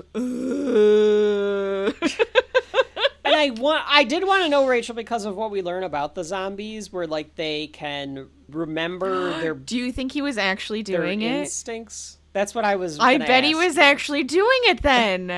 That makes sense because he is like doing it on cue. That's even funnier now. I like it better. They go home and they're playing records really loud. They're like DJing. I couldn't tell if this is something that they like both had a passion for because they look Shaun so has an dumb. extensive record collection though. Oh yeah, sure. So, oh like, yeah, maybe he was like a DJ before. DJ, like that was like a thing that he liked doing. Maybe and got out of it or something. For sure. They do look stupid. They both have their hats on sideways. They look like British people appropriating hip hop culture, essentially. They're wankas. It's electronic. Yeah, it's a little ridiculous. Oh, Pete gets pissed because they're loud and as shit. And when we say pissed, we made it in the American colloquialist. Pete is very angry. He's furious. And he comes down and grabs the record and throws it out the window. Yes, throws it out the window. And they're like, hey, that was electronica. And he's like, it is 4 in the fucking morning, and I have to get up to go to work. And they're like, it's Saturday. And he's like, it is Sunday. So tomorrow is work. Right. And I have to get up because all the other fuckers are fucking ill. Yes. So you can see why I'm fucking angry. And Shaun's like, I'm sorry, Liz broke up with me. We're trying to get over it and everything.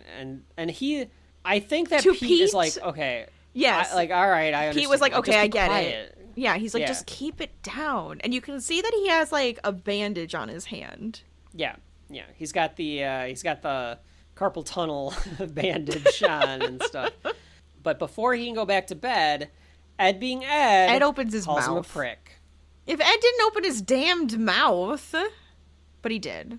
Pete gets mad again and tells him if he wants to live like an animal, he can go live in the shed. Yep. And then they fight some more. Wink. And he just And he does every line. Every single line. They fight, and Pete tells Shaun that Ed just holds him back. Yes. He's more of a loser than you are. Like, he flat out calls Shaun a loser now. And he's like, I bet Liz did the dumping, right? Am I wrong about that? You know what, Shaun? You need to sort your life out. Yes. And after this speech, Ed just goes, what's wrong with your hand? like Shaun is supposed to be, like, internalizing all of it, but Ed is like, something's wrong with his hand. Yes. He's like, I got mugged. Mm-hmm. So Pete says he got mugged on the way home.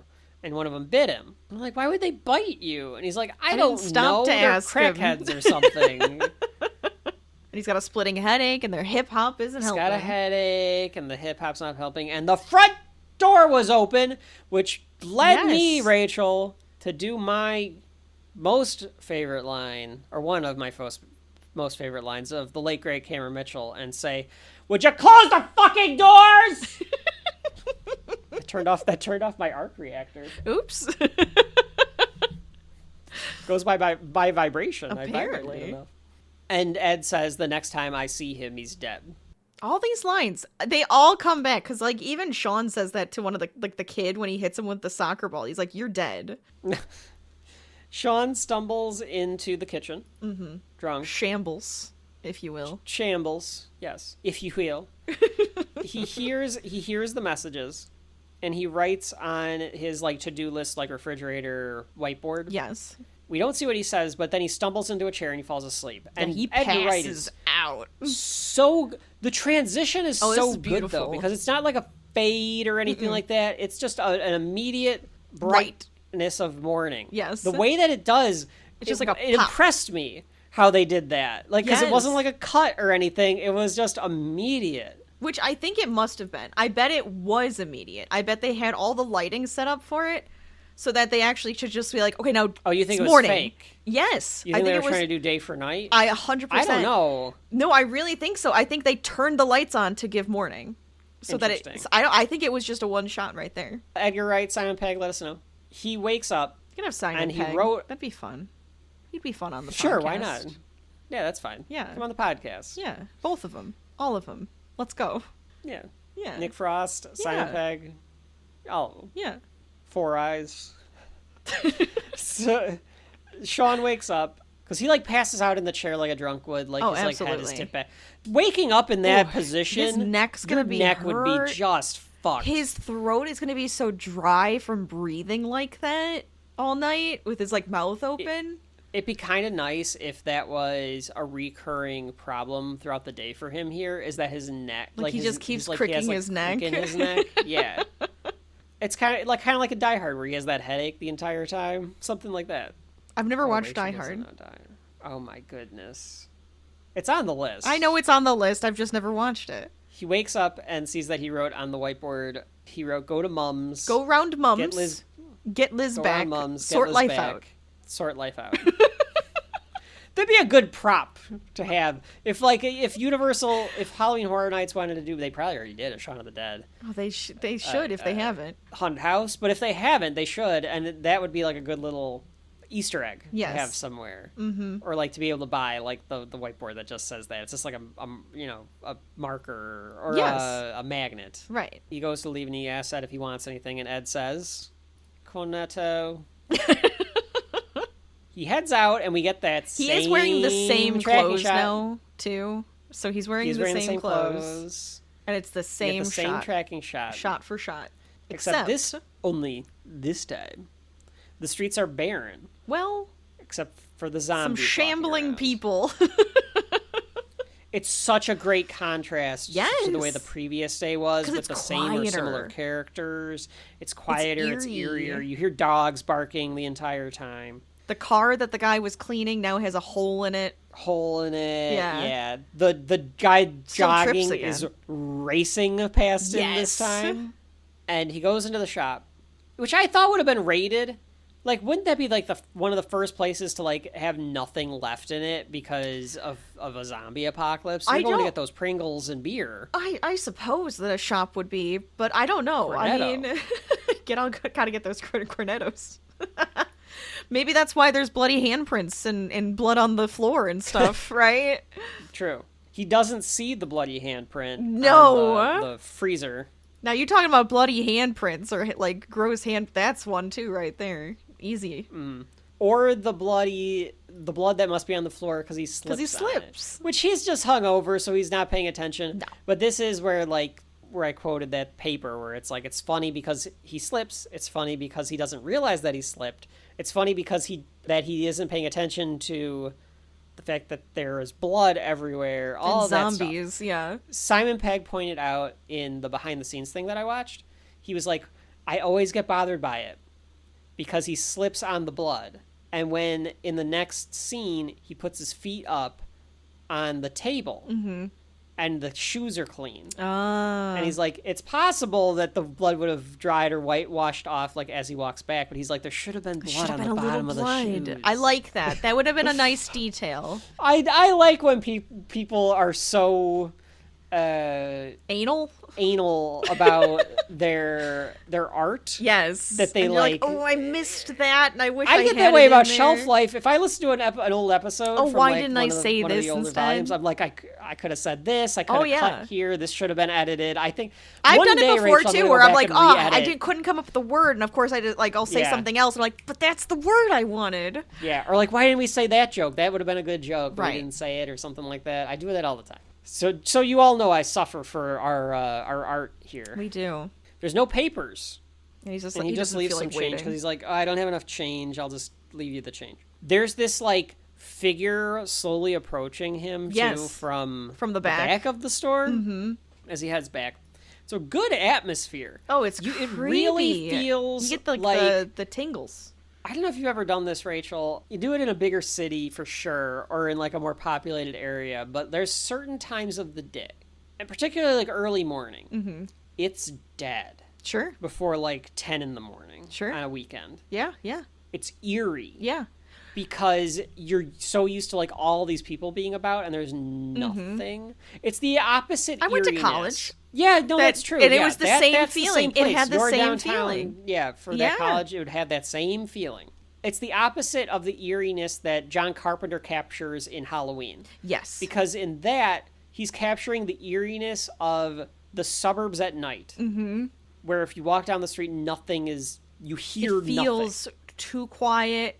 It feels like hollow almost in the suburbs at night. But that would be a typical night. Mm-hmm. And it's like anything can happen to you. It just feels nothing. Yes. This is the opposite, where it's like, this is a hustling, bustling, like, borough of whatever you call it, suburb, I don't know what they call them. Little village outside of London, like, proper. Right. Right? Like, that's kind of where you feel like there are. Mm-hmm.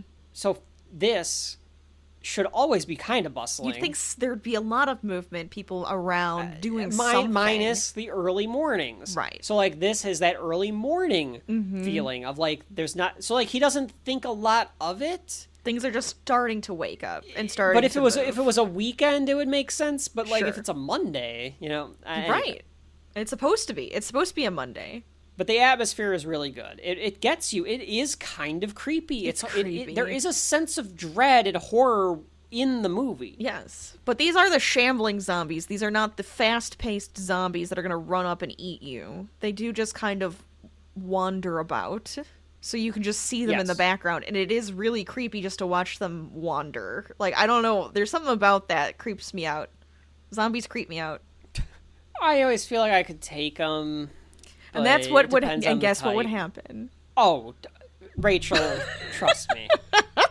It's not going to work to fill your squirt gun with some holy water, all right? It's not going to work. I might. That's the first thing I'm going to try. That's the first thing we should try, but still, you might need a cricket bat. I don't know. And that's the second thing I'll get. Tennis racket could also probably work. I was going to say, I don't have a cricket bat. I've got the shield. Oh, you got the shield. That's what I mean. That's it. Damn right. And a Thor hammer. Oh, you're fine. You're good. And the Iron Man helmet. I'll wear that. Oh, perfect. At least your head will be so safe. I'm okay. That's right. The rest of you know. Phone books.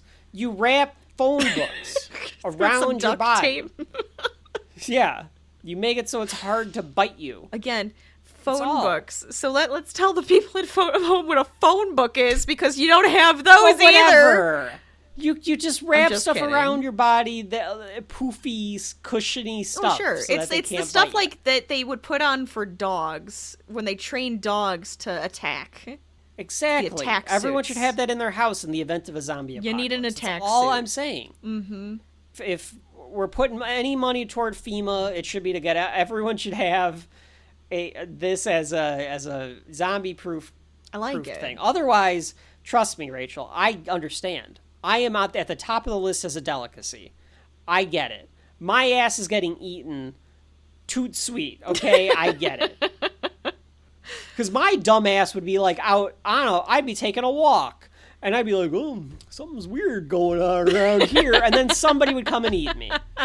I understand At least that. I do that rule. I am working on cardio. I do run every day, so... The other option, I'm just stuck in my house. That and I would be too. okay. I would be I'd I would be last fine. a little while. Yeah. The only problem is, like, your house, you have a lot more safeguards. I've got to board up some windows and shit. I don't know how I'm going to do that. But I'm going to try. Anyway, where the hell were we? We hear the homeless guy's dog barking, I think. But and then the homeless guy is, like, walking by, and he's, like, holding the leash, but the dog isn't on it anymore. Yes. And he's like, I don't have any change. I didn't even have enough change for the store. And he just kind of like mumbles and keeps walking. Plops down on the couch, and he hears the news, but he's switching channels. And this is a classic gag. It's a Simpsons gag. It's an old British TV gag, I assume, as well, where he flips through the channels, and what he's hearing is what's going on. Calling it Judgment Day. Although no one official is prepared to comment, religious groups are calling it Judgment Day. There's panic on the streets of London as an increasing number of reports of serious attacks on people who are literally being eaten alive. A witness reports are sketchy. One unifying detail seems to be that the attackers in many instances appear to be... Dead excited to have with us here a sensational chart-topping...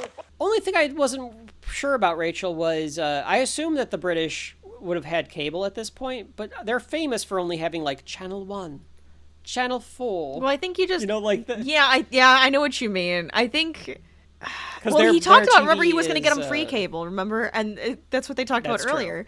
Yeah, So yeah, so maybe he he probably does have does it have rigged it. up for that, because I think you have to pay, like, That's extra or something for it. I don't know. You do here, too. So Well, I yeah, mean, that like, makes it's weird, though, the way that they have to pay for it. Like, you can't just put an antenna up and have, like, extra channels. Well, you get or Channel something. 1 and Channel 4 and everything. It tells us you can watch Doctor Who and Spaced. Yeah, that's all you need. It tells us what is going on, and he actually listens this time. He actually stops and listens to the news. I like the way that it's done, too, because you don't really see Shaun flipping through the channels. It's almost like he's realizing it, He's but putting you only together see that the he's realizing it words. because he's stopping at the news more often than not. Right. There's a girl in the garden. That's sad. That's so sad. That we didn't even say what happened. That, like, then Ed, it does this. No, we just said the line. Oh my god. Well, Ed is Ed says behind a that. curtain, so Yeah, I like that he's behind the curtain like a kid would be. he is like a kid. Exactly. In the garden, there's a girl. They go out back and they confront the girl, but she won't turn around, so Ed chucks like a rock at her. And she slowly turns around, revealing the zombified look. The zombie look in this, Rachel, how do you feel about it? Do you like it? I like it. Because it's one of those where it's like... Do you mean just this zombie in general, or just how all the zombies... In general, like, the zombified look, like how they look as zombies. where they kind of like lose focus, their eyes turn white. The they eyes turn white. Everything seems to be melting, like almost decomposing. Decomposing a bit, and then like they lost the color in their face. Yes, and they lose the color. Mm-hmm. It's like rigor, whatever, whichever one it is. Rigor but mortis. it's one of those where like the color drains. Their color changes. She's doing the John Cena can't see me, and I'm like waiting to figure out where she's going with it. Well, you know what I meant. Yeah, the color drain. The color is drained in the their color face. And all that kind of changes. stuff, for sure. Mm-hmm. So And I they kind of say, like it "Oh my-" because it's almost subtle enough that they can be like something's weird. It makes sense that they'd be zombies. Yes. Like some zombies are gonna have bites gonna be taken out of them, and they're further gonna look than others. more decomposed. Mm-hmm. Yeah, but then there's the ones that just turn. Right.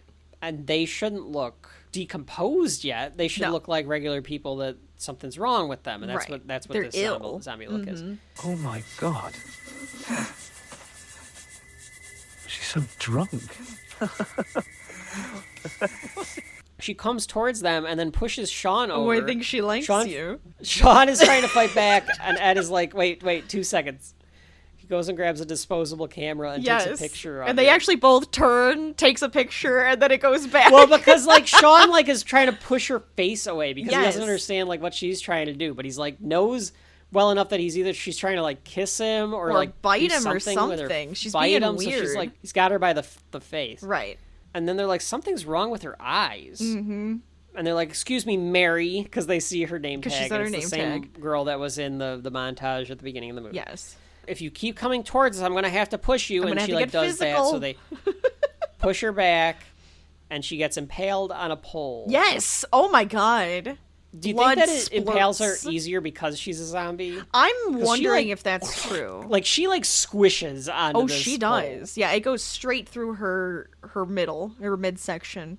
It probably And Shaun does. is I bet she's, like, more pliable now that she's undead. That's probably what it is. Yeah, that's a thing, right? Scientists of shelf life, can you tell us if that's well, true? if everything is starting to, like, decompose at a faster rate because she's a zombie, I would imagine that it would be a little easier to, stabby stab. Stabby. Yeah, no, I would agree. But at the same time, you fall on an object like that with enough force, it is just going to happen. That's just what's going to happen. Just go right through you. But she gets Shaun back up. puts his hand up. Before him and Ed can really react, though, she just stands right back up. And there's a hole inside of her. Yes. Ed slowly is turning the disposable camera. Do kids know what that joke is anymore? It's wonderfully done. They have to. I think disposable cameras were coming back. They are, because they want them at, like, weddings and stuff. But, like, if you don't know what a disposable camera is, like, you take a picture and then you have to, like, wind it so it goes to the next reel to take another picture. Reel part. Yeah, next frame. So he's doing the wind it to get to to do another picture. It's just great. And the pace he's doing it at is so good. Yeah, he's gonna take another picture Shaun just and then, like, smacks Shaun him. like knocks it out of his hands. The time it's really well done. It's good. They're like, what should we do? Go back inside.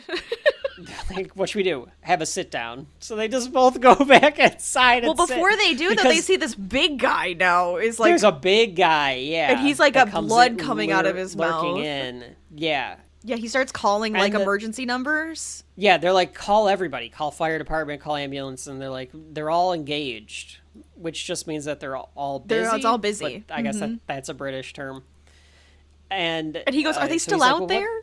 Yeah, and they open the curtains and they're like at the door now. They're like zombieing at the door, and they're like, yeah, they're still there. That happens a few times in this movie. Yes, it does. Where the zombies are like right outside. Right outside. Yeah. The news is telling them to, like, make sure that all of the doors are locked. Doors are locked. locked. Would you close the fucking doors? Don't try to get to, like, anywhere. Just stay where you are. Save someone, just stay where you are. Stay in place type of thing.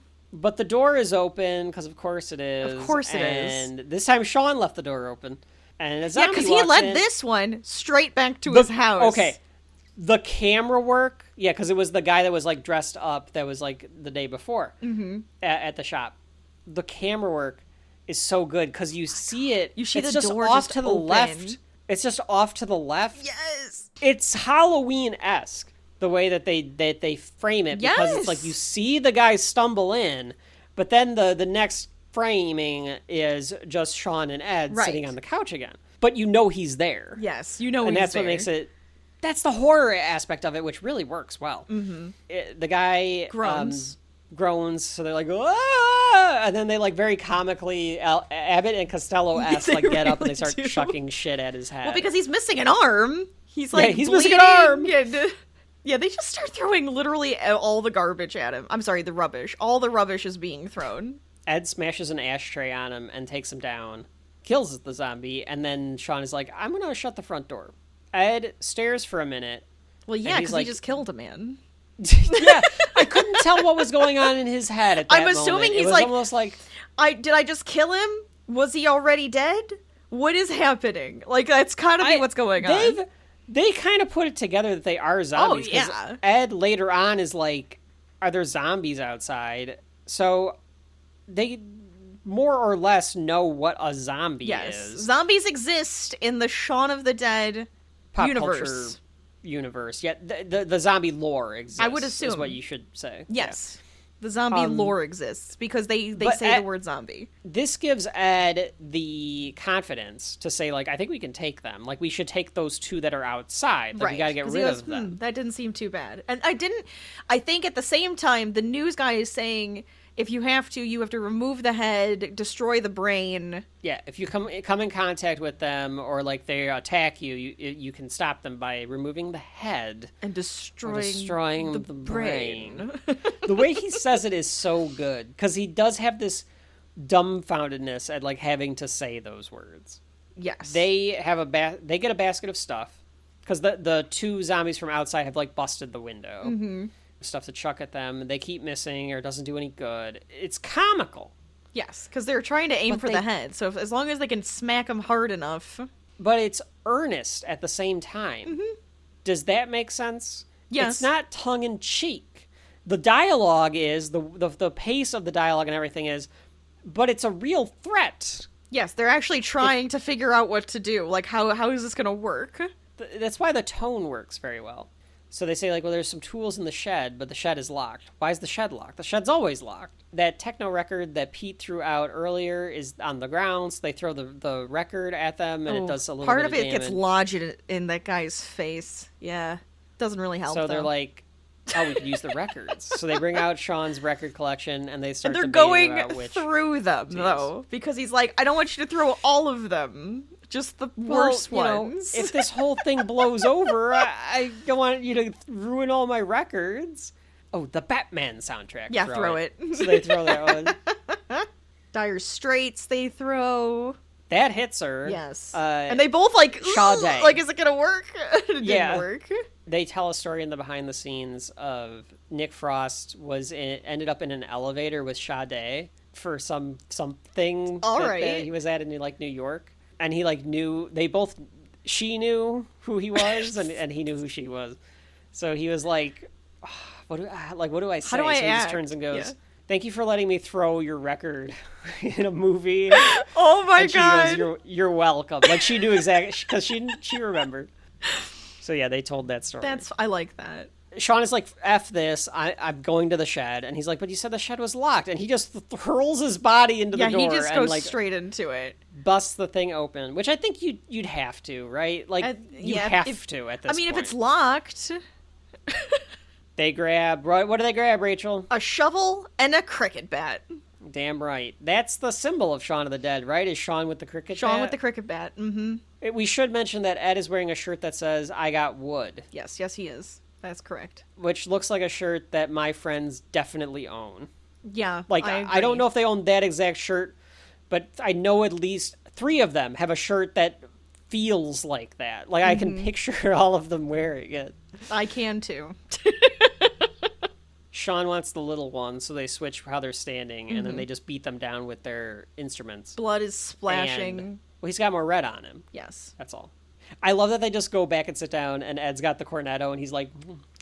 Yeah, he's just eating it. Like, the way that he's eating it is very, like, childish. Like, very, like, you don't Wonderman. Like the top? Like, you gotta get the... That's... No, I know. It's just watching someone eat the cornetto after beating the shit out of a couple of zombies. There's a lot of whimsy here in this. You gotta have your cup of tea. I'm assuming he's got a cup of tea. That's what or it's alcohol in a mug. He's got a cup of something, and they got his cornetto. Yeah. The news tells them that if anyone's been bitten, to isolate them immediately. This next line, Rachel and I repeat constantly. But they hear something upstairs. Because they look at each other like, oh, it's Pete. Pete. We always do that. Well, they're not getting a response. If it's not going to be Pete, it's going to be Mike. Fair.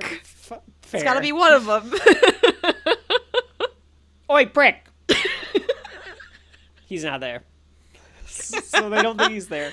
Shaun calls Liz, but she's engaged. That was quick. That's quitty wit. That's quick wit. That was I like good. That. He calls his mom.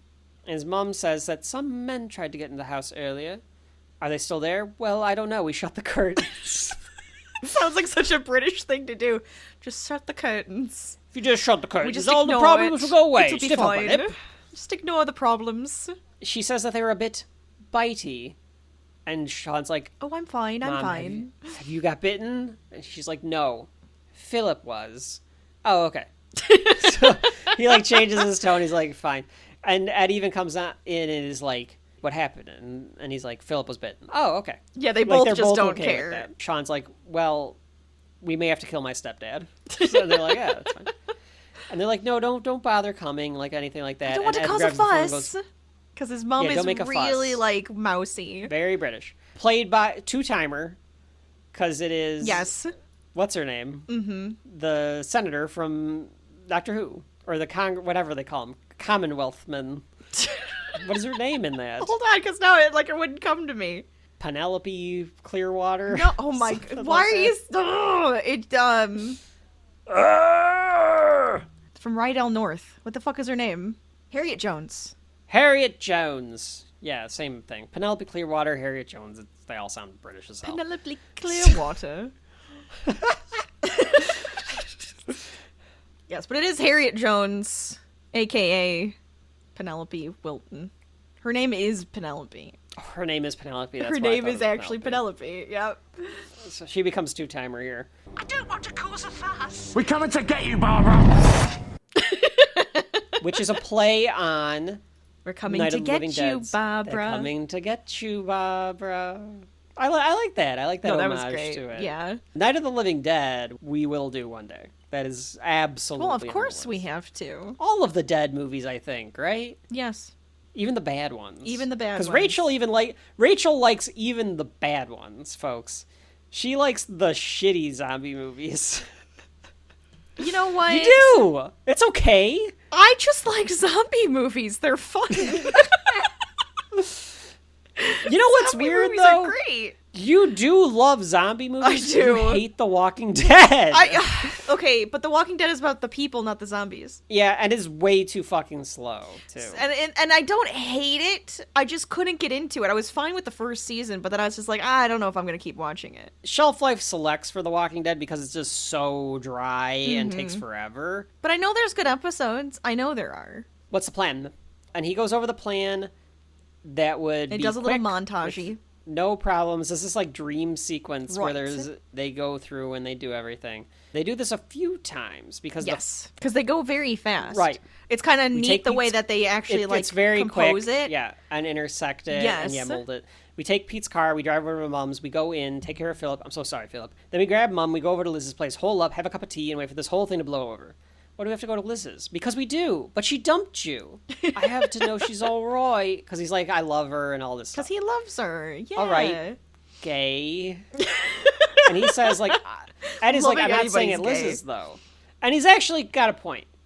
I mean, he's doing it for his own reasons. But he's like, we are not saying it Liz's. We need to stay at a place. It's got to be familiar. I got to know where the exits are. Which is I fair. gotta know where we have to... Yeah. That's a fair thing to want. A familiar place, knowing the exits and all of that good stuff. Yes. And I want to be allowed to smoke. That's... Oh, yes. And Liz Shaun's is, like, yeah. okay. We take Pete's car. We go around Mum's. Go in. Deal with Philip. Sorry, Philip. Grab Mum. Go to Liz's. Pick her up. Bring her back here. Have a cup of tea and wait for this whole thing to blow over. Perfect. So they're like, wait, we can't bring her back here. It's not really safe because the window's blown out. There's a dead zombie Right. on the ground in front of them. Yes. So they can't come back here. They actually should have stayed at Mum and Philip's. At Yes. Barbara and Philip's. Yes. Probably. I agree. They probably should have just stayed there, but I guess the reason they don't want to is because Philip they know he's a zombie because he got bitten. He's stuck in the car, though. Not at this point. Well, sure. He's sure. in the house. Yeah, that's true. They'd have That's to take true. him He's out of like, the we're gonna get house. Mom out of there. Yeah, you're Yes. right. Okay. Where's safe? Where's familiar? Take car, go to Mum's, kill Phil. Sorry. Grab Liz, go to the Winchester, have a nice cold pint, and wait for the whole thing to blow over. So yeah, waiting for the whole thing to blow over. An idiom that was created by this movie. Really had to be, right? Like It people feels just say that that. way. And I know you it's like I that know it's a from Shaun thing, of the but Dead. yes. Mm-hmm. Like during COVID, people said that. Like, we'll just wait for this whole thing to blow over. Like that was a saying then. Yeah, boy. Yeah, boy. That's so awkward. weird that he does that. It's so awkward. Tells you about what he's like, though. Yes, it does. The news tells them not to go anywhere. Just stay where you are. Stay in place, shelter in place. Don't try to get to loved ones, yada yada. Yeah, and Ed says, do you always do what the TV tells you? Or do you always believe what the TV says? And they just ignore it and they leave. He Ed turns says, it off. Are there He zombies turns it outside? off. Like, He turns it off. That's right. Fucking fake news. So then they go to leave, and Ed is like, are there zombies outside? don't say that. He doesn't want you to say the word zombies, the Z word. Not the Z word. It's like, why? It's like, because it sounds ridiculous. But he's like, that's what's happening, though. I think it's a mental thing, though, where Shaun's like, if we acknowledge that these are zombies, it is actually zombies, then. Our reality's going to collapse. Like, right. We can't call them zombies. Well, are there any? I don't think so. And then I love how, again, a Simpsons joke, the British humor, the Monty Python-esqueness of being like... Because he looks through the mail slot and he's like, I don't see any. And then he just turns to the right and there's a dozen of them there. And he goes, oh, there they are. Again, just the timing on that is so good. They try to psych themselves up, but Shaun's like, I gotta pee first. And then he goes, he takes the badge off. Symbolically, he throws the badge off and like kind of stares at it. Like his old life is dead. Old life, yep. Right? Like in a way, in a zombie movie, his character is dead. The old Shaun has died because of the zombie outbreak. Mm-hmm. And then he does the mirror thing. He does the mirror shot so that you see the silhouette in the mirror. I feel like we've seen it a few times on Shelf Life, but it feels like a trope. Oh, it's a good the mirror trope is a trope, absolutely. Or like closing a door and then there's something behind it. Mm-hmm. Yeah, and Pete's silhouette is in the shower. It's really tense enough that it works as a horror comedy there, because you feel the tension. You know what's going to happen. He opens the shower and he realizes that Pete is dead. Well, because his eyes are like that milky white. So he's like, oh, sorry, Pete, we're going to go to Mom's and Liz's and da-da-da-da. And he's like, oh, my God. We're going to borrow your car, okay? Yeah, we're going to borrow your car. Ed accidentally sets off the car alarm, and it attracts the zombies, and they get surrounded as they take off. Pete walks out the door naked. Yes. Which I think Pete's just more pissed that they're taking his car than anything else. Yeah, Zombie Pete is just pissed that they're taking the car. I'd have to go back and listen to the audio again. Is the audio that is on the news in the car from Night of the Living Dead? Because you know how they like play a radio? It sounds very similar. It might be to that audio. Or they're doing an homage to it, and they're doing a lot of the same beats from the Dead movies. Which is definitely possible. I think Day of the Dead has that there, too. Mm-hmm. Ed puts a cassette in instead. A cassette.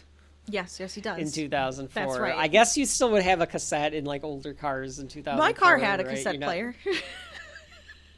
When would you have started driving? Like 2008 or something like that. But I don't know what year your car was. 95. Grand Am. I didn't have a cassette player, but that's because I put in we removed CD it. Player. We did remove it, and then I put in a regular, like, actual CD player. Yeah, you did have an old cassette player. I did, for a while. Okay. Our old shitty cars. Okay. I liked my car. The problem with it is the window didn't go down for a while. And I'd have to, like, open the doors so I could get the fast food and stuff. My old car, if you opened the passenger side door, the alarm would go off. The alarm would go off. Yeah, that's true. Anyway, Ed puts this cassette tape in. It's like blaring like rock music, and they hit someone when he wasn't paying attention because he's putting the cassette in. Mm-hmm. And this, I think, is one of Rachel's favorite parts. Shaun's like, "Wait, stop! Like we have to see." And Ed's like, "It doesn't matter." And he's like, "It's the principle of the thing." Yes. So they roll the window down, and he goes, "Are you all right?"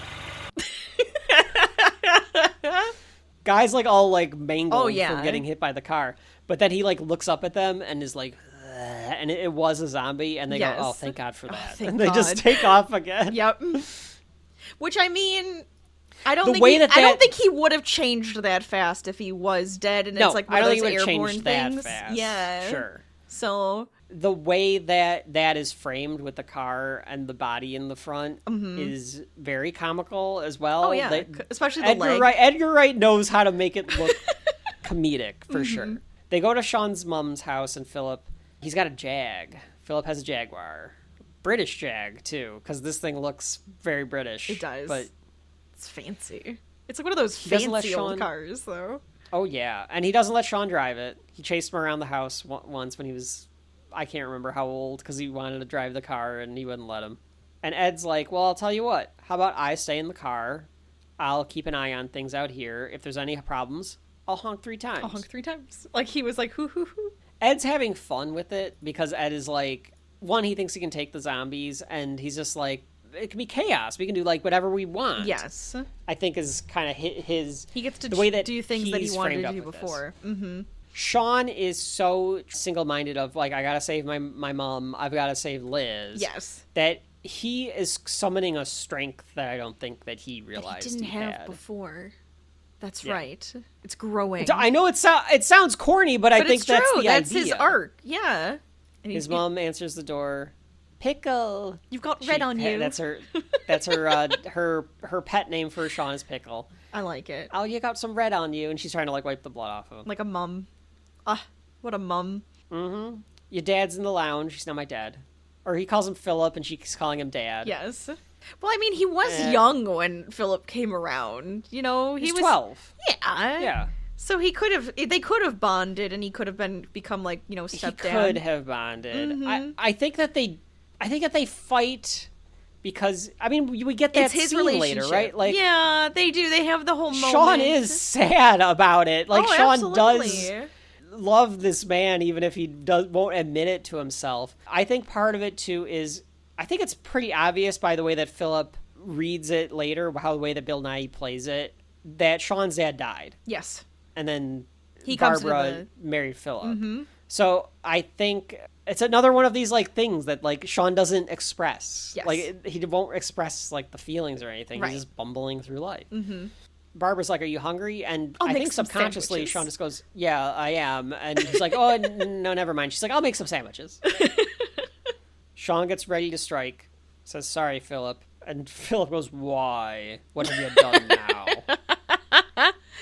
He's like, "Oh, you're And then still Barbara alive." jump scares Shaun. You get a little jump scare there. Mm-hmm. All the toys are gone. That Barbara and Philip gave away all of his toys. Yes. Shaun is upset by that.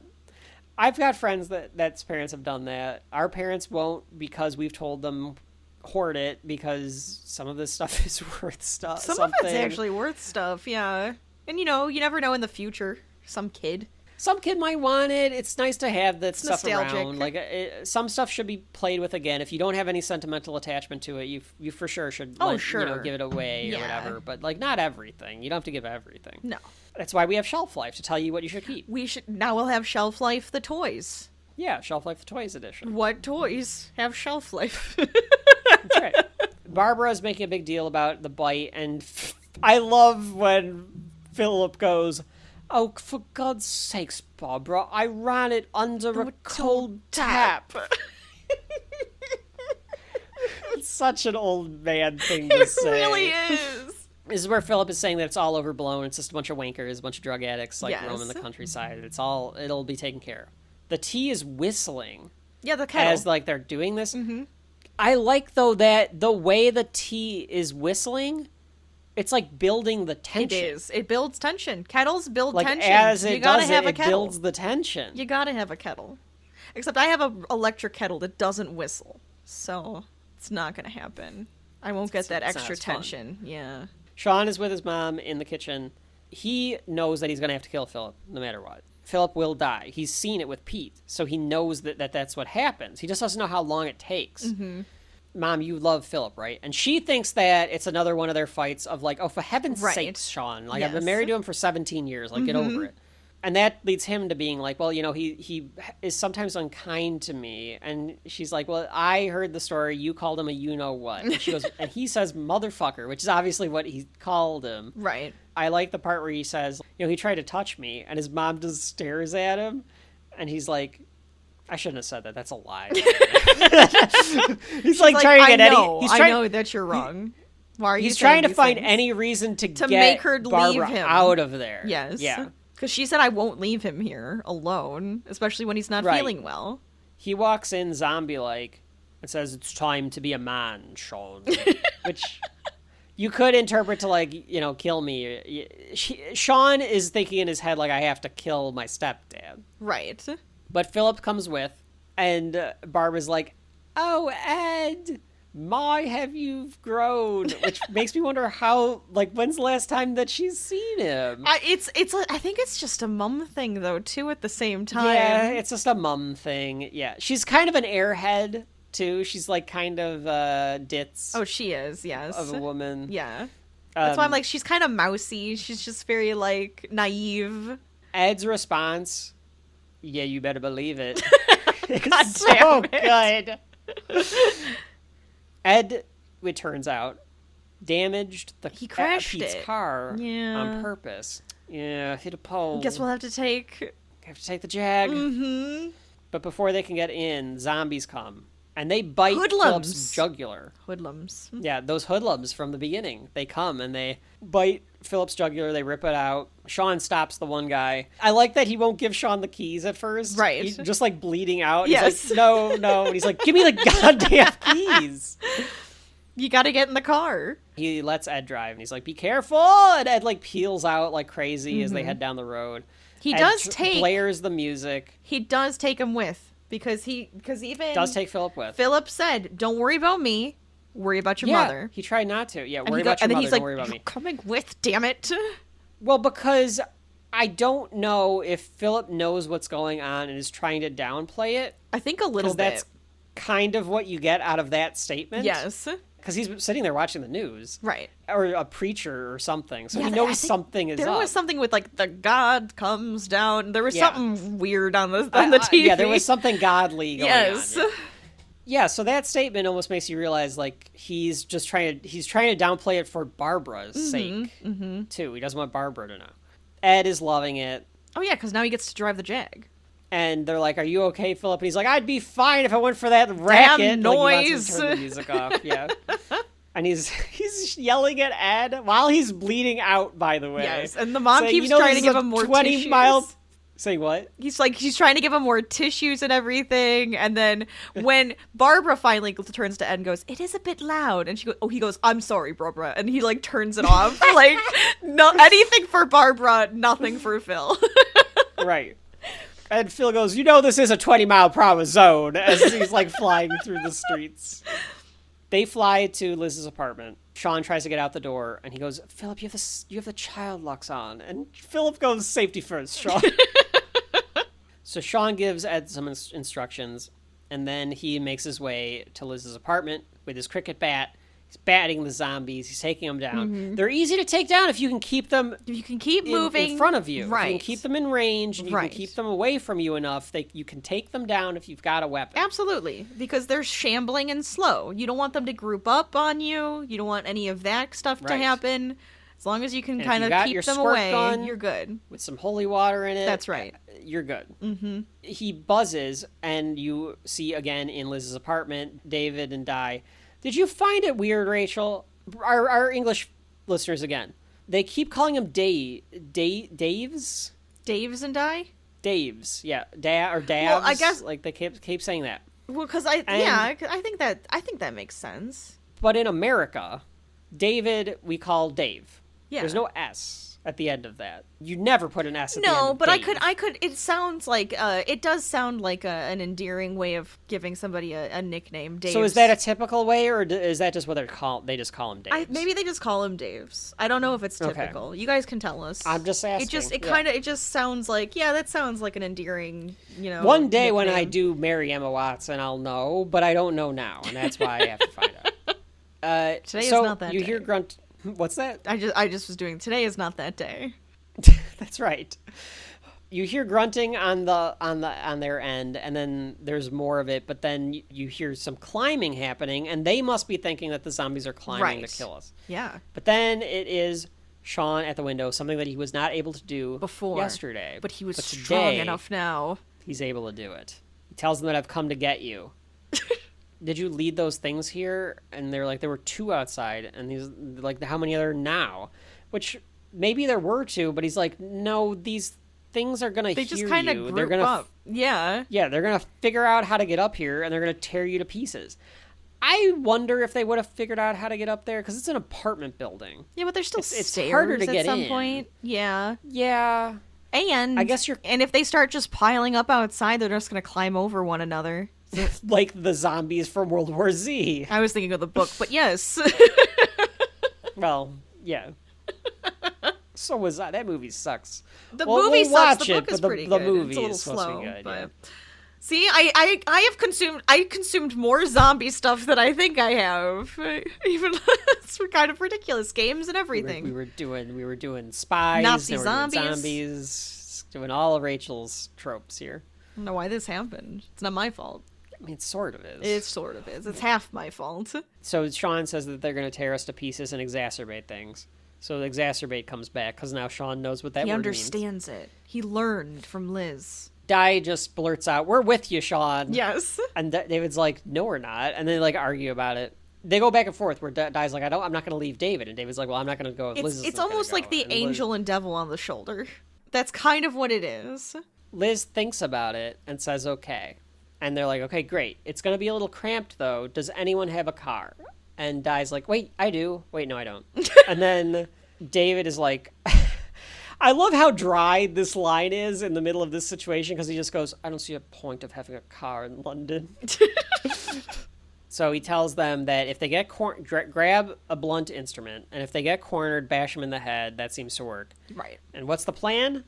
We're going to the Winchester. A bunch are in the stairwell now as they exit, and he leads them out, bashing them on the way. Mm-hmm. He's actually pretty good at this, Rachel. Yes. He's found his calling. His niche right here. Zombie apocalypse. That's his... That's what he's ready as a for. zombie hunter. So the car's not there, and they're like, where's the car? And Ed comes, zips by, and they all get in. Yes. Liz has a hockey stick looking thing, but I don't think it's hockey, right? Is it hockey? I don't It's know. like I street couldn't tell you. I don't remember what hockey? she's got. Dave's has an umbrella, and Di has a giant branch that she must have just picked up outside. I like it because Di is a little ambivalent to a lot of stuff, so I could see that too. Yeah.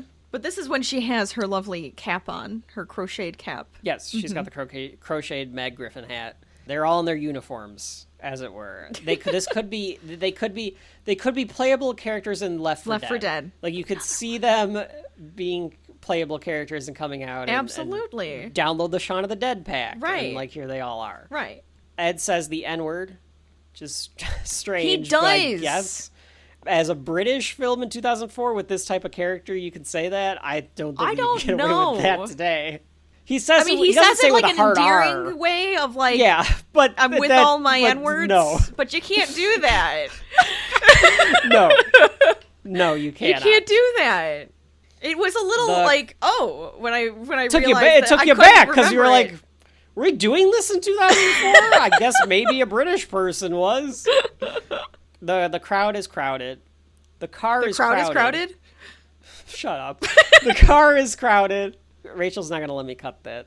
You have to keep it. The car is crowded. You do it to me, I'm doing it to you. People. Yeah, that's fine. The car is crowded. Mum, this is Liz. Liz, Mum. Hello. So nice to meet you. Ed's flying around. He's knocking the zombies all around. Philip keeps trying to talk to Shaun. He keeps saying, like, Shaun, and Shaun thinks that he's just trying to complain about the noise and the way that Ed is driving. He's like, I know the noise. And he's telling him, like, hang in there. Mm-hmm. Yeah, and they're all, like, yelling and screaming and stuff. Liz turns the music off. They're talking about, like, why the Winchester? And he's like, it's a pub. It's safe. It has deadbolts. There's a rifle above the door. Mm-hmm. Dogs can't look up, and then they argue about can dogs look up. And this whole time, Bill Nye is trying to get Shaun's attention, and he finally does. And he's like, Shaun, no. And he goes, being a father isn't easy. You were 12 when I met you. You were already such like a young man or whatever he says. Mm-hmm. I just wanted you to be strong and not give up. And they had this moment. And Shaun starts to cry. Shaun is starting to cry, and Philip's like, I loved you. I always loved you, Shaun. I always thought you had it in you to do well. You just need motivation, somebody to look up to, and I thought it could be me. Just take care of your mum. There's a good boy. So he's talking about, like, I wanted to be your mentor. I wanted to be your father. He wanted to be like a dad figure. And he says, take care of your mom. That's a good boy. And dies. In the middle of... This happens twice. 3 times, really. In the middle of this chaotic, very, very British humor is this scene. This hit me more than it did in the past. Barbara's death hits you, no matter what. Always. But this hit me more than Spoiler I alert. remember it, because I was just like, oh my God. Like, it's so sad. It is. And it's just so touching, Bill Nighy as Philip just telling Shaun, like, I believe in you, and I want you to, like, take care of your mom. He's like, he's always loved you. I've always loved you, type of thing. Just letting you know, because I know I'm dying. The fact that they can pull... I don't want to give it away too much. No. I'll just say that. It's so juxtaposed to some of the other stuff going on in this movie. Yes. Are the sentimental parts of it. Yes. It's interesting how it all fits together. Or I should say it is fascinating how it all fits together. Shaun tells Ed to pull over. 2 seconds. And he wants to hit some other zombies.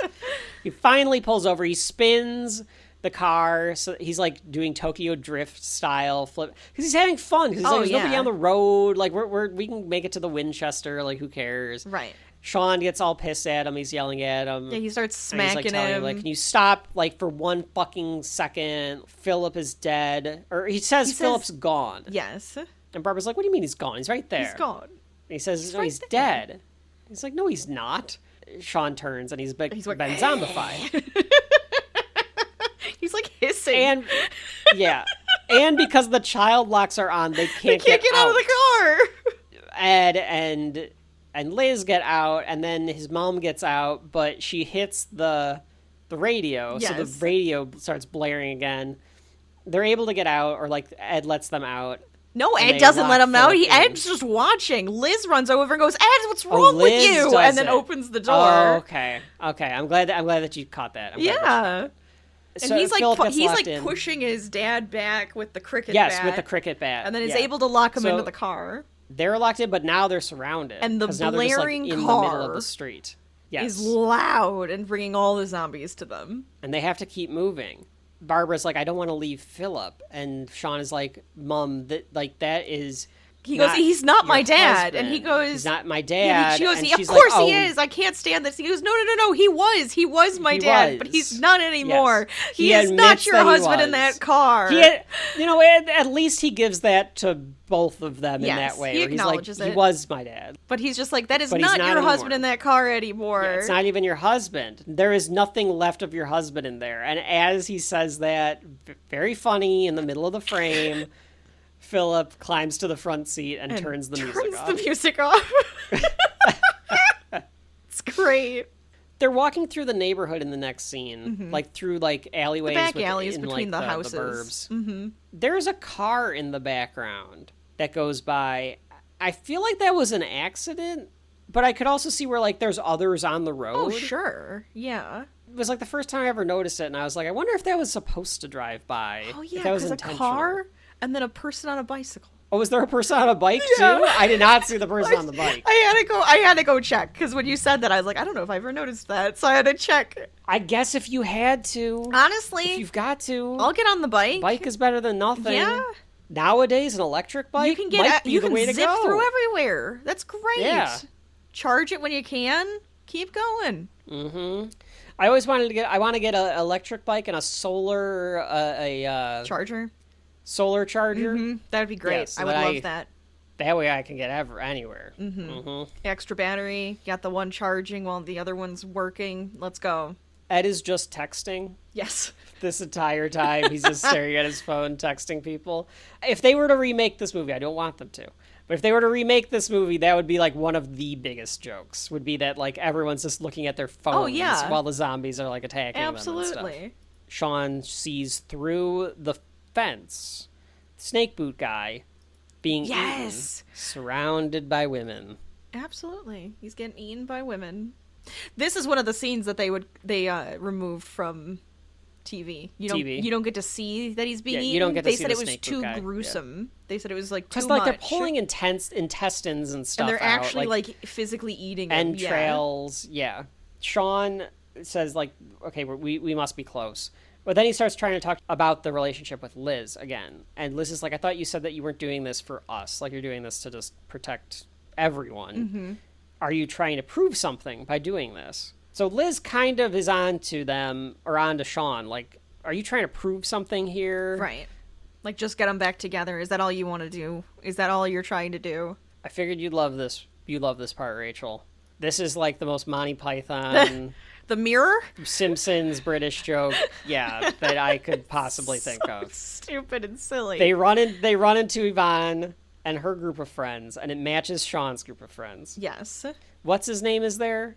Is the boyfriend makes a cameo? The boyfriend. Is it Martin Freeman? Yes, Martin Freeman is there. Yeah. Yes. Martin Freeman is Yvonne's boyfriend. Mm-hmm. I don't even know if he has a line. He might say hello. I think that. it's one of those things where the only thing he does is the passing hello. Yeah, so they say it to each other. Hello. Yvonne says hi to Liz. You know, oh yeah, this is my boyfriend. My boyfriend. This is Liz. This is Shaun's girlfriend. Right. And David, being a dick, is like, actually they broke up. And Yvonne's like, have you guys figured out where they do the surviving bit again? Mm-hmm. How are you doing surviving? Right. Where are you guys headed? And they say the Winchester. And Yvonne's like, Yvonne has a look on her face like why? The hell are you doing? The pub. She's just like, the pub. Okay. Well, good luck. I always like the way that she says, good luck. Good luck. Yeah, she's got a golf club. That's hers. Yeah. That's her weapon of choice. They hug and depart. This joke.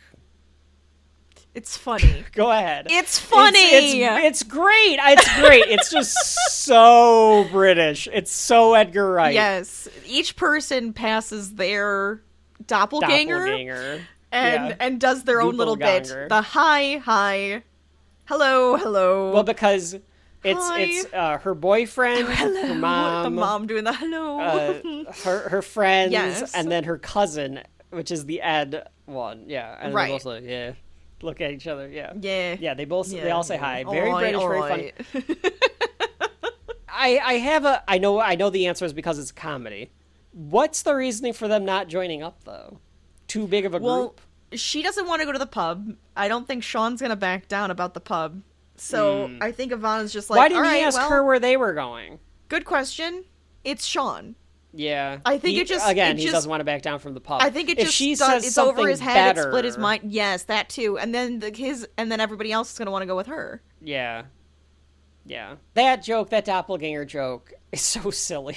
It is, but it works. It works really well. It really does. You just had Bill Nighy giving this performance, yes. like making Simon Pegg cry and everything, and then you do this doppelganger joke right after it. His idea, well, we'll get into that when we get to the Winchester. Anyway. It's just over there, over the 20 garden fences, so we're almost there. Yeah, over the 20 garden fences, but we're almost there. He goes, what's the matter, David? Never take a shortcut before? And his plan is to, like, jump over all of these fences, which I think comes back in Hot Fuzz, actually. But for now, he tries to jump over the fences, and the fence collapses. Yes, it's great. Also good. Barbara stops and says she knows the people that live at this house, or, like, somewhere near here. And as she says that, there's a guy in his pajamas that comes to the door all zombified. Yes.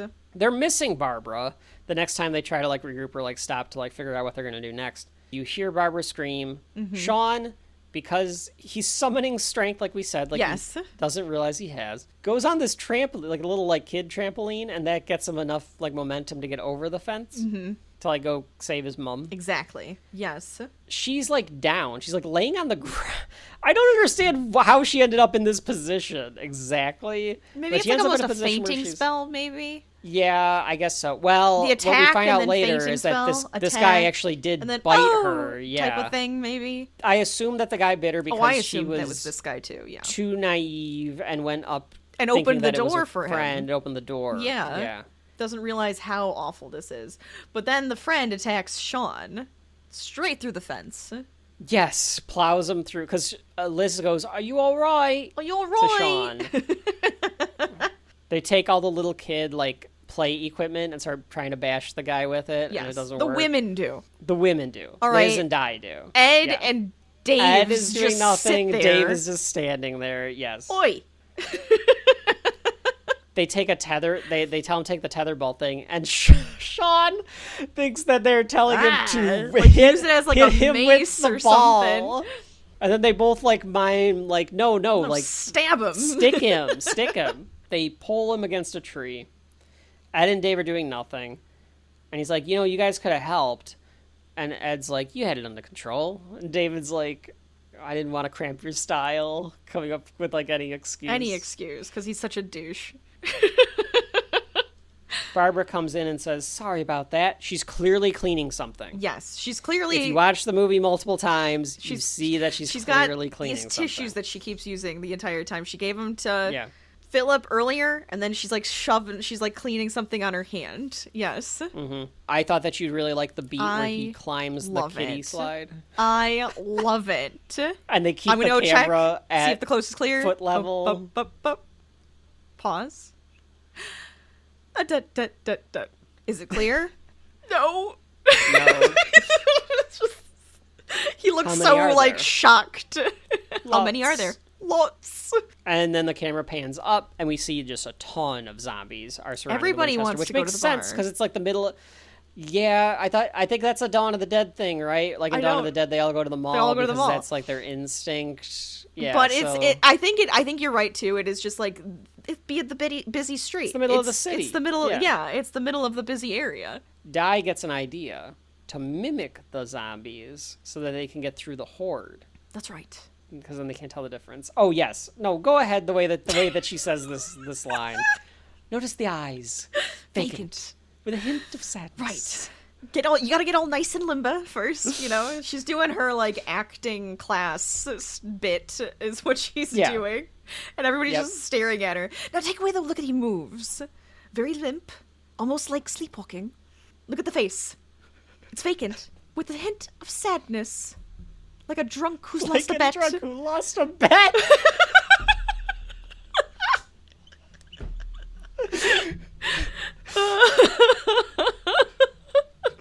Right, that's all. Shake out, get nice and limber. Or not. Now, take another look at the way he moves. Remember, very limp. Almost like sleepwalking. Look at the face. It's vacant, with a hint of sadness. Like a drunk who's lost a bet. I mean, that's so good. It like, is. I appreciate that more now. You than I understand ever it, did. though. So now we go down the line and have everybody practice being a zombie, which is fair. David does a terrible job. He doesn't want to participate. That would have been me. I love me. Rachel would be doing this, and then we'd go down the line, and I'd be like, and then she'd go to like her husband, and her husband would be doing the Ed thing. Yes. He's like, My favorite though is her going to Barbara, and she goes, "Oh excellent. my god, that's it's excellent." Wonderful. Oh, I'm sorry, dear. Miles away, and she was just staring off into space. But do you think that Barbara is doing that because she's like an airhead, or because she's? I think she's already starting to feel a little got her ill. Life flashing, and yeah. Yes, but then we go to Ed, and Ed's just Ed jokes about it and does a bad job of it. He is doing what he thinks is the right impression, but he's like does a little kind of bit bad more job. monkey gorilla-esque because of his orangutangness. But So then Shaun does it. Like, He goes, "That's rubbish." with his Shaun does it, mouth, and he's like, "All right, that's pretty good." and then he smiles. It's the smile after Ed says, like, "All right, that's pretty good." He goes, all proud of himself. Yeah, very self-satisfied. Yes. Di goes, "Okay, ready? Everyone all together?" And then it cuts to them walking through the horde, pretending to be zombified. Now, this shouldn't work based on all my zombie lore that I know, whether it's from Scooby-Doo or Haitian voodoo or Night of the Living Dead, because it's always like that they smell Or The Walking Dead. people, right? Mm-hmm. They're Well, like supposed to Walking be Dead did it able because to, they like yes. Walking Dead, they like doused themselves with like dead meat. But that's what they had to that do kind of thing. because then they can't smell the human flesh, the normal, the happy, the alive flesh. I don't know how to say happy it. flesh. I've got happy flesh. Dead people Have sad flesh. Well, vacant. Like a drunk who lost a bet. Like a drunk who lost a bet. Night of the Return of the Living Dead must know that you're alive based on some sort of either electrical or smell because they want brains. That's right. So they always go after the brains. The Romero zombies, don't know. This might work. Right. I'm trying to think if in any of the Romero films if they try to do a mimic the zombies. But in any event, it's a funny way. It's a funny way to play on the trope of trying to get through the horde. But them going and they through just the horde, pretend to be zombies. Right. And they're bumping into some of them, and a lot of the zombies are kind of doing this like, huh? And they kind of like are looking at them like this. They don't seem like the rest of us. Something's weird. Something's off. You can tell. They get to the door, but it's locked. And the old lady, the Cocker Spaniel or whatever he called her. Yes. We're just going to call her the I know, I like the Cocker Spaniel. So the Cocker Spaniel. She notices them. Yes. And then some others begin to spot them. And Liz is like, is there another way in? And he's like, yeah, there is. He starts going, yes. But as he's trying to explain it to them, do-diddle-dee-diddle-doo-diddle-doo, Ed's phone goes off. And he just starts having this whole conversation. Oh, yeah. Like, hey, mate, how are you? I really can't talk right now. Middle of something. I think the guy's asking him if he has weed. I'm pretty sure it's gotta be a drug deal. And it could be the teenager from earlier, because I thought that he was probably also talking to Ed at that point, or somebody else, or whoever the drug, like, you know, the middleman is. Well, we see that teenager later in the movie. We do. That is correct. Shaun hits the phone away, and they argue, and he blows up at this point. Yes. He calls him, like, you know, you're always fucking up. You're a moron. You're always making me look like a fuck up. You're always making me look bad. I'm not going to let you do it. Not today. They really have it out. He finally sticks up for himself, is the idea. Oh, you stop hearing the zombies. Oh, yes. So the zombie moans stop. Yes. At some point as Shaun is berating Ed and calling him a fuck up. There's silence. And that's because all the zombies are staring at them like they're a buffet. Oh, it's like creepy when they pan over all of the people that are zombies. Yeah, it is unsettling the way that they do it. There's that one where that was one of the guys at the bus stop in particular that they zoom in on, like the shorter black guy. Yeah. The way that he like cocks his head. He's like the best one. That mouth and the way he's looking at you like he's about to fucking eat you. Like, I'm like, oh, shit. Like... I also like the two tall biker twins. The biker twins? Guys. Yeah. The fat biker twins? Those are some, yeah, they look like the fat biker twins. Yeah.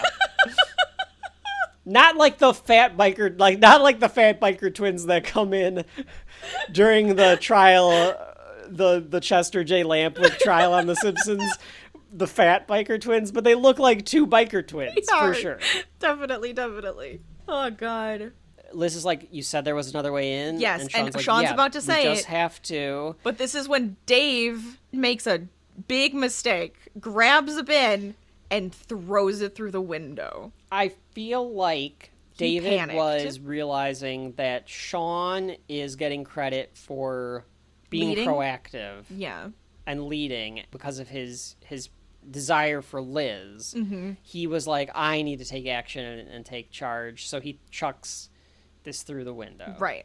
Or chucks like a bin through the window. Right. Yeah, and breaks the window. Mm-hmm. And he's like, get inside. And Shaun's like, well, they're just going to follow us. Yeah. Like, we can't do that. So he's like, I'll distract them. And while I run away, you all get inside. And he does. Oh my God. But they don't know what's going to happen. No. I don't know how he gets through there without getting bit. I guess, like, he just keeps making moving. His way through. He just keeps moving. He sounds nervous, too, because he's like, over here. And he goes, oh, it's actually working. And he's like, okay, I'll meet you guys later. Just get inside. They go inside, and he does make a promise here. He says, I won't be gone long. Yeah. I promise. I won't be gone long. I promise. That goes back to her saying that he never keeps his promises. That's right. Barbara sees the flowers that he had thrown in the trash the night before. Yes. And picks he goes, them up. I think these are for me. Yep. She's not wrong.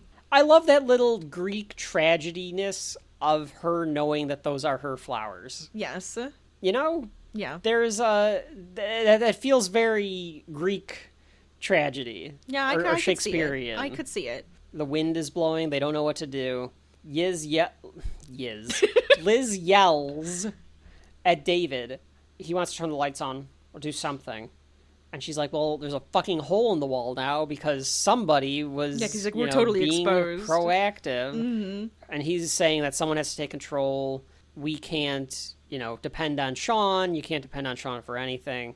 Barbara's looking at her hand this whole time in the background. Yes. That's good. That's good direction and acting, Rachel. It is. That, like, there's stuff going on, like, all over the screen if you Yes. pay attention to it. Absolutely. David says, will Shaun be back? How can you find him reliable? We're in a pub. What are we going to do here? Get around in? And he wants to barricade the window. And they're like, well, we have to wait to barricade the window until when Shaun he gets back. Right. And they're like, well, how long are we going to stay here? Days, weeks, months? And he's like, he probably won't even come back. And she's like, you wouldn't leave us, David. Like, that's actually... Yeah, and like, David, his mom is here. Yes. His best friend is here. And the woman he loves is here. You're here, He's but not that's leaving. That's not the point.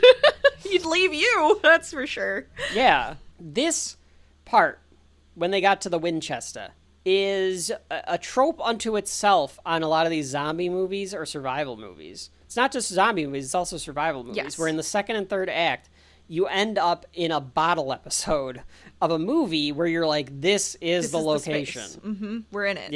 The farmhouse in Night of the Living Dead, of course, but the mall in Dawn of the Dead. Right. This is the end. I know one of your favorites, Rachel, where they're stuck in James Franco's house. Right.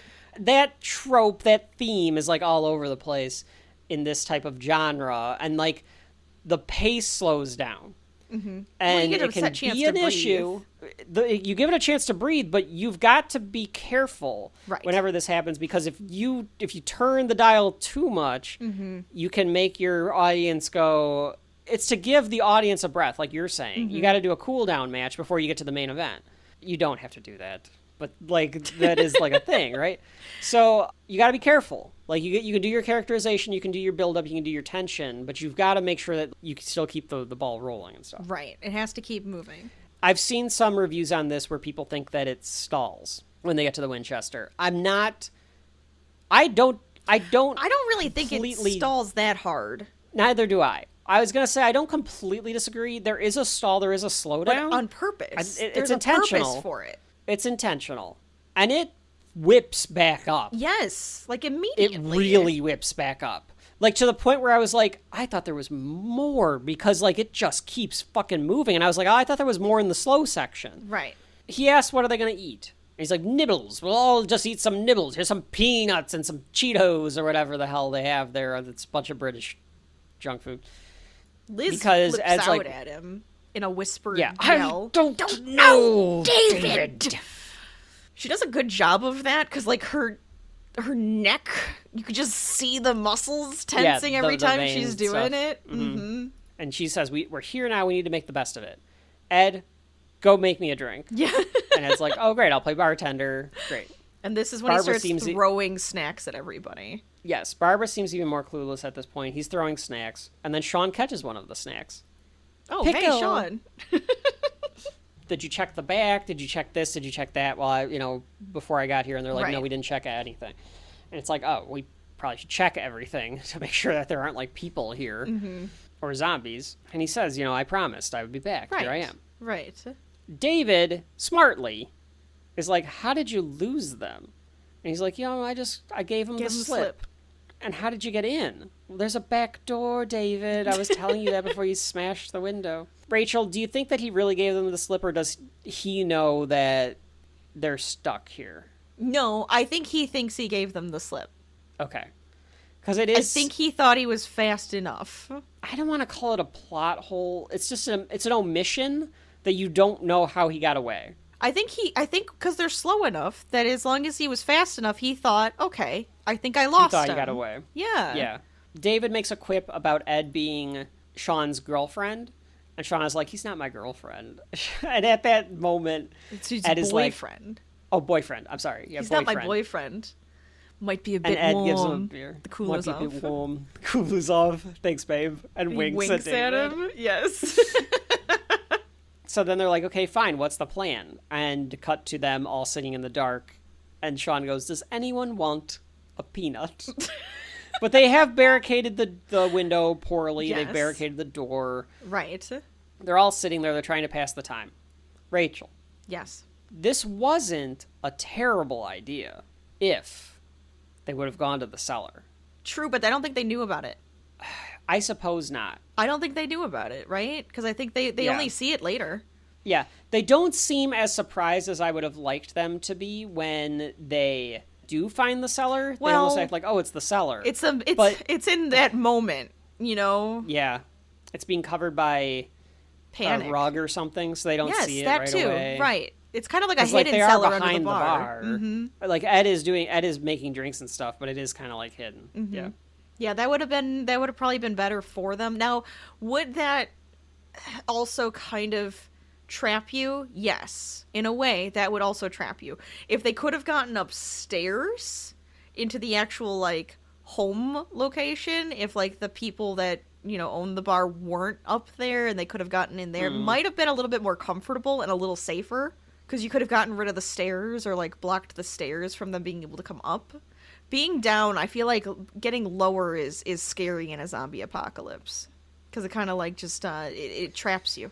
Yeah, I suppose. Because, like, I would think that going higher, well, yeah, they can trap you up. Sure, but at least you have the way of, like, blocking the stairs or or destroying the stairs so that they can't get up either. They're trying to get Ed to do the orangutan impression. He doesn't want to do it. He's like, I'm not a monkey. I thought he was going to do it before the end of the movie, but he never does it again. No, he doesn't do it again.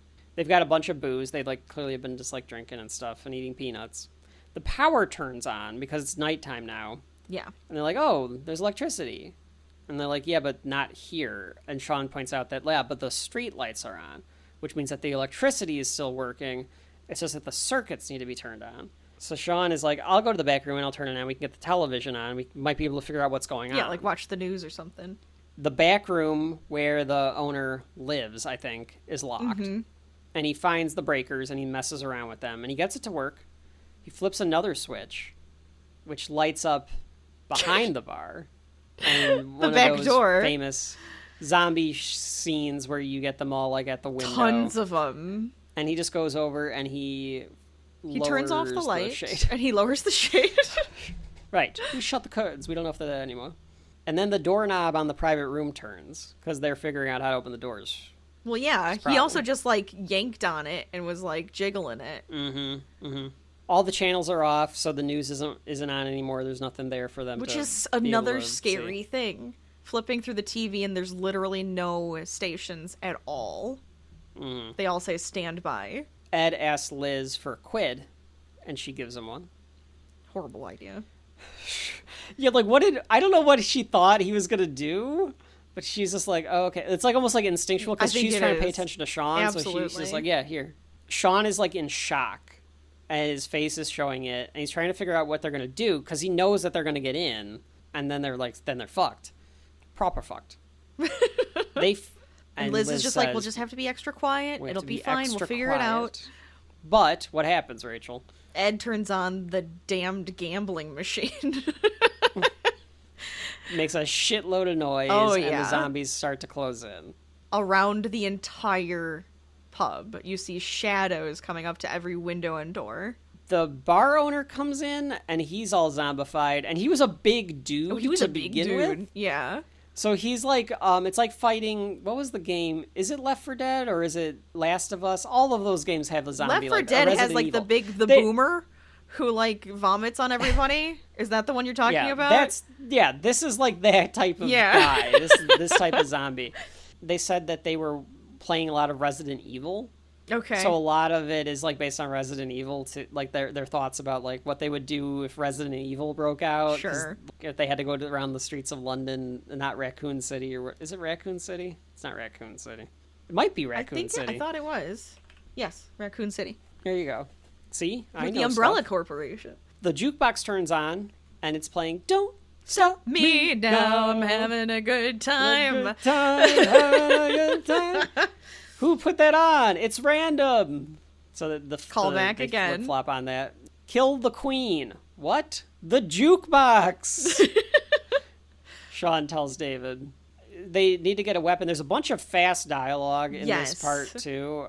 they all end up getting pool cues to beat the owner with, and they're whacking him to the beat as the camera spins around with the owner in the middle, and Liz and Ed and Shaun are whacking him to the beat. And they're talking about making Molotovs or getting the gun or doing something. David can't find the switches to turn off the fuses, but it's just turning the lights on and off. And yes. Now he's just like flashing lights. Turn the fuses off, yeah, and he just is flashing the lights on and off, which I don't think would get a zombie's attention. I guess it's... maybe. I don't know. I don't feel like they can see. It's more the sound, but I guess it's just the...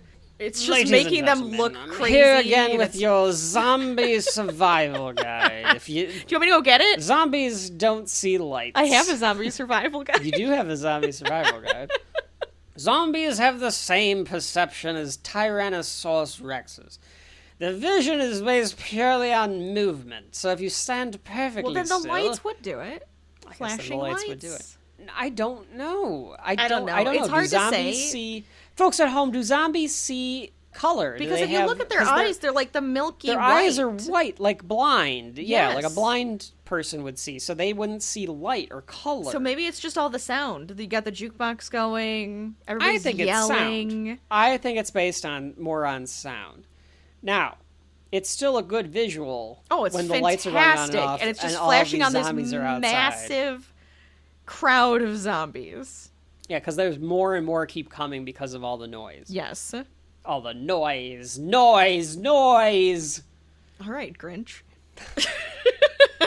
Yeah, you got it. See, I would go to the Grinch's cave. That's a perfect spot to go. Yeah, he's got the right idea for a zombie apocalypse. So he wouldn't mess around with that shit. If the Who's down in Whoville started turning into zombies, he'd be murdering them left and right, but he would be stay in his murdering cave. Relentlessly.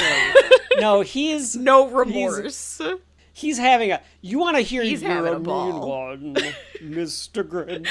Oh, I thought you were now doing I this want song. that. I want the animation. I'm having a good time. He's just chopping heads off of Who's. I'd be okay with that too. If he's just going through Whoville, just murdering all the Who's because they've become zombies. And then he gets to Cindy Lou Who's house, and she's the only one left, and she's like, "Mister, why are you murdering all of the Who's?" And he's like, "Well, you see, little Cindy Lou, all of the Who's have turned into zombies," or whatever they would be called. And we wouldn't be eating the Who hash; they're eating the other Who's. Oh my god! The Who hash will go rotten, as will the whatever. The Who ham? I don't know what it was. I don't know. I'm not clever enough to do the Dr. Seussing. Yeah, give me that. Give me that universe. Zombie Who's being murdered by the Grinch. Yeah, I'm curious now. Mm-hmm. They're making everything else into a horror movie. Why can't they do that? They made Pooh into a horror movie. Pinocchio's going to be a horror movie. I mean, it's those are all... They're movies in the sense that, someone filmed it. But they're not really movies. Those aren't anything. There's something. There's something, all right. Di tries darts. So she's trying to hit him with the darts. Yes. Oh, I do like when her and Barbara watching them, and they're just dancing to the music at the same time. Yeah. But yeah, she grabs the darts and she starts throwing them at his head. She throws one, misses, and he's like, aim for the... He hits the owner in the arm with one of the darts. Yeah. And Shauna says, aim for the head, and she gets Shaun in the head. Right which in I the think head. would be... Okay, it's in his temple, right? That's... Oh. Obviously, it's not going to go through the skull, but she might have punctured the skull. Oh. Yeah, I know. The pain. Yeah, well, he goes, ah! That's always very famous, the way he throws his head back. Yes. Ed gets the Winchester rifle, tosses it to Shaun. Uses the butt of it to smack him in the head, and then pushes him into the jukebox. To silence the jukebox and destroy John. Destroys the zombie. Yeah. Oh, is it John? Isn't it John? I thought John was the name of the owner. Sure, why not? Okay, John. And Ed goes, why didn't you just shoot him? And he's like, for the last time, Ed, and he triggers it to show Ed that it doesn't have any bullets. Now, why in the world this old Winchester rifle that was hung above the bar was loaded? We don't know what John was doing with that gun. Maybe he That's threatens fair. people with it sometimes, you know? So he does keep it loaded. Ed says, I fucking knew it. Big Al was right. And he says, okay. Fine. Rips, But dogs can look up. rips the thing out of his head. I know, God, but that would be terrible. I kind of feel like you should keep it in there because I would have kept you're just it gonna bleed like crazy I if would've kept it you pull that out. Yeah, I think he does bandage it, kind of. They bandage it. Yeah, they give his him a tie. Rambo bandage. Because like then we see, I think he takes his tie. It's Does his he still tie. have his tie? Yeah, he takes his tie Okay. off here and he wraps it around his head. Yeah, Rambo style. Yes. So now he has like the red bandage. I feel like you'd lose so much blood if you did that. I mean, at this point, though, you know, at this point, it's Yeah. kind of like, well, whatever's gonna happen's gonna happen, I guess. I mean, it's a comedy. So like, you know, it doesn't have to be logical. It does. How dare you? It has to be logical to its own universe. That's all. Exactly. Shaun asks if any of them have ever fired a gun before, and Ed's like, yeah, sure I have. Sorry, what was Ed's experience? Which is literally video games. It's video Yes. games. No, he says later that it's a BB gun. Oh, that or too. An airsoft gun or something. Right. Yeah. Yeah. What about you, David? I'm a pacifist. Oh, God. Anyone but... He's the worst person to be stuck in for a survival situation. I can tell you right now, for next year's the fantasy draft, I will not be drafting David. No, I don't think you should. For literally anything, it's probably For a bad nothing. idea. They have to all operate the gun together. They only have 29 bullets. You call them shells. Shells, 29 shells. He says this quote about the importance of people working together. Yes, because he goes, how can 5 people operate one gun? Yeah, but they're like, well, we kind of need to because, like, the kickback for one, and then just the ability to point out where the zombies are coming in at, Right. because they know that they're gonna Be like, yeah, you kind of got to go back to back at this point. And I wrote down, like, that seems like way too of an intellectual quote for him to say, and Liz even, like, kind of looks at him funny, and Liz is like, was that from a beer? That's from a beer ad, wasn't it? And he's like, yeah, but don't let anybody know that. Oh, yeah. The thing about cooperation. Bertrand Russell said, the only thing that will redeem mankind is cooperation. Barbara and Liz are having a chat.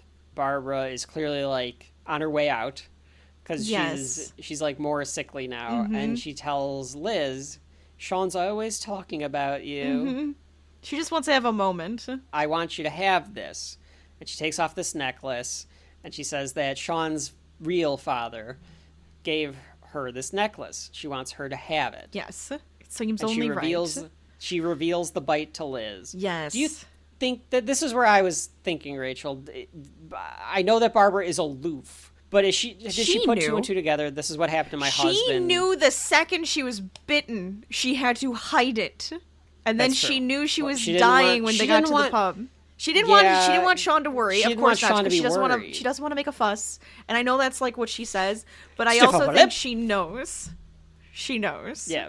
Oh, but it's At so the same gross. time- It's so awful when she reveals it. It's a gash. gnarly. I'm surprised she didn't like Yeah. pass out and die already. Yeah, it's gnarly. Because that is it's a like chunk.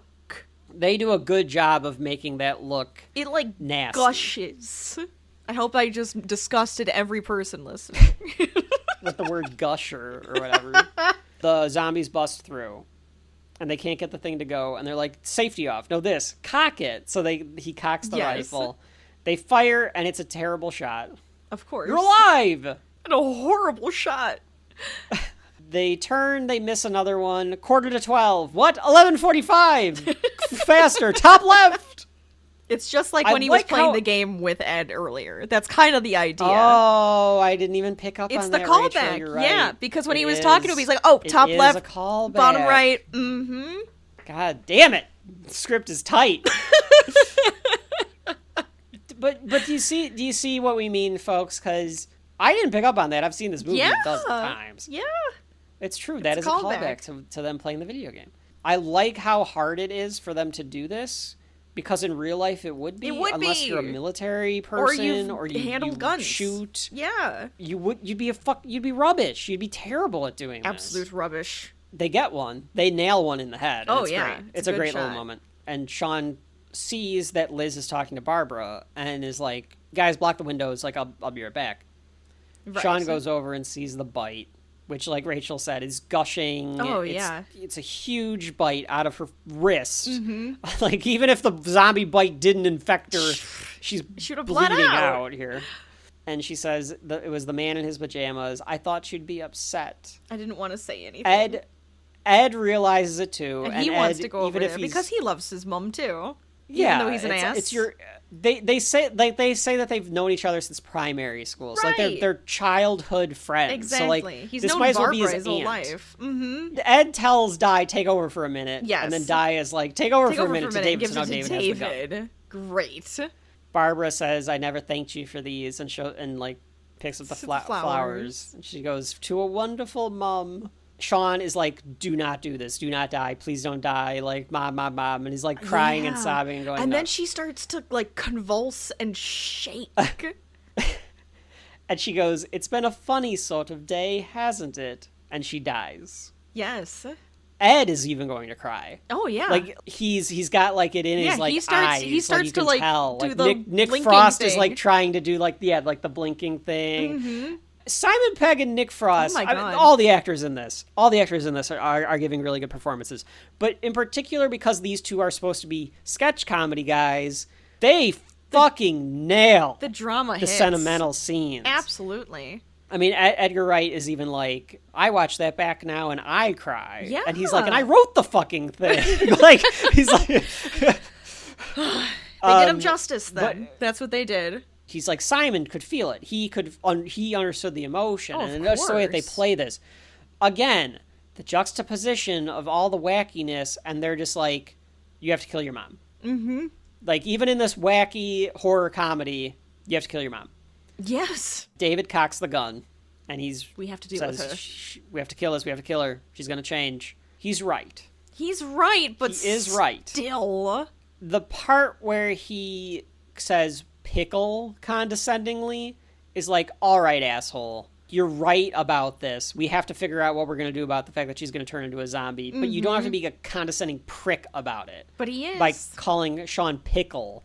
I'd kill him. Oh, absolutely. Like, if I was in Shaun's boots, I'd be like, fuck you. And, like, I would have lunged at him when he made the pickle comment. Oh, my God. Absolutely. Or Ed would have. Like, somebody would have. Like, maybe Shaun doesn't because he's, like, overcome with emotion at this point.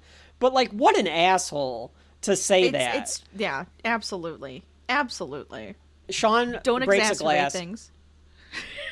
Well, Shaun breaks a glass, points at Dave. Ed breaks a glass and says, because he says, don't point a gun at my mom. And Ed breaks the glass and goes, don't point a gun at Barbara. Yes.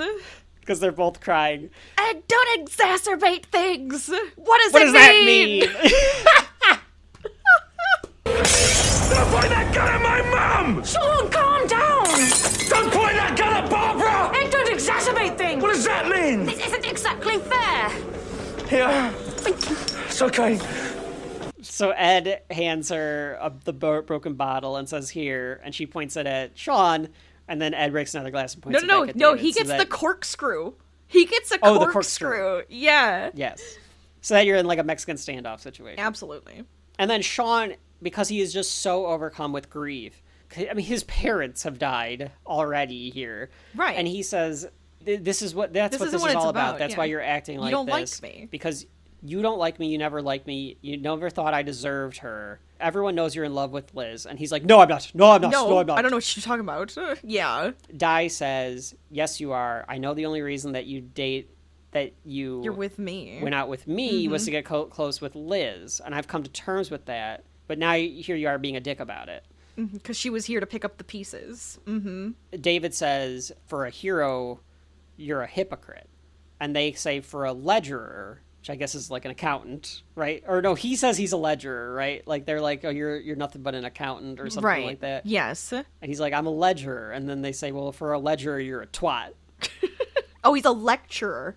You're a twat. Oh, lecturer. Okay, yeah. I thought they said ledgerer, like he's an accountant. Yeah, well, they were saying you look like an accountant. That's what you look like. Okay. And he's like, I'm a lecturer. Okay. You're a twat. All right. Okay, because I thought they called him a ledger. Like, he's not even an accountant. He's like a bookkeeper. Liz comes in and goes, "Won't everybody calm the fuck down?" It's one of her best lines. It's great. Liz, what I think David is trying to say, even if he is being a twat, as she tries to tell Shaun, like, I understand. This is hard, but we have to do this. Right. We have to. As she says that, Barbara stands back up. She's got the zombie eyes. Yeah, she does the Undertaker David- sit up. She does the Undertaker Mike Myers sit up. Yeah. And David tells Shaun, "You should do it." And it's like, "Oh, you piece of shit. Oh my god. You were saying you never were gonna shoot her. You didn't have the fucking balls." No, he to doesn't do have it. the balls. He has no balls. Screw this man. Screw this man. Boo this Boo man. this man. So Shaun takes the gun and says, "I'm sorry, Mum." And before she can attack them, he blasts her and like blows Because her he head like off. looks at her, like the way she's looking at him, like a little bit more loving, and then all of a sudden David says something and she hisses at him, and that's when Shaun does it, He has to do it because she like growls and hisses at David because she doesn't like him either. I wonder if there Nobody was a likes way him. for them to keep her around. They could have. She would have just made sandwiches out of human She would have just flesh, been a I mum. assume. Yeah. Yeah. She would have just Cleaned tried to up take around the care house of them and and stuff. eat them at the same time. Yeah. Yeah. There's some silence, and then David says, "You did the right thing," and this is when Shaun can't take it anymore, and he just punches David. He deserved it. David goes to shoot Shaun. To and shoot Shaun. He actually he pulls the trigger. What Yeah. the hell? Scumbag. And then when they're all like, "Oh my god," He's and he's like, truly a "I'm scumbag. leaving." He kind of realizes he can't be redeemed.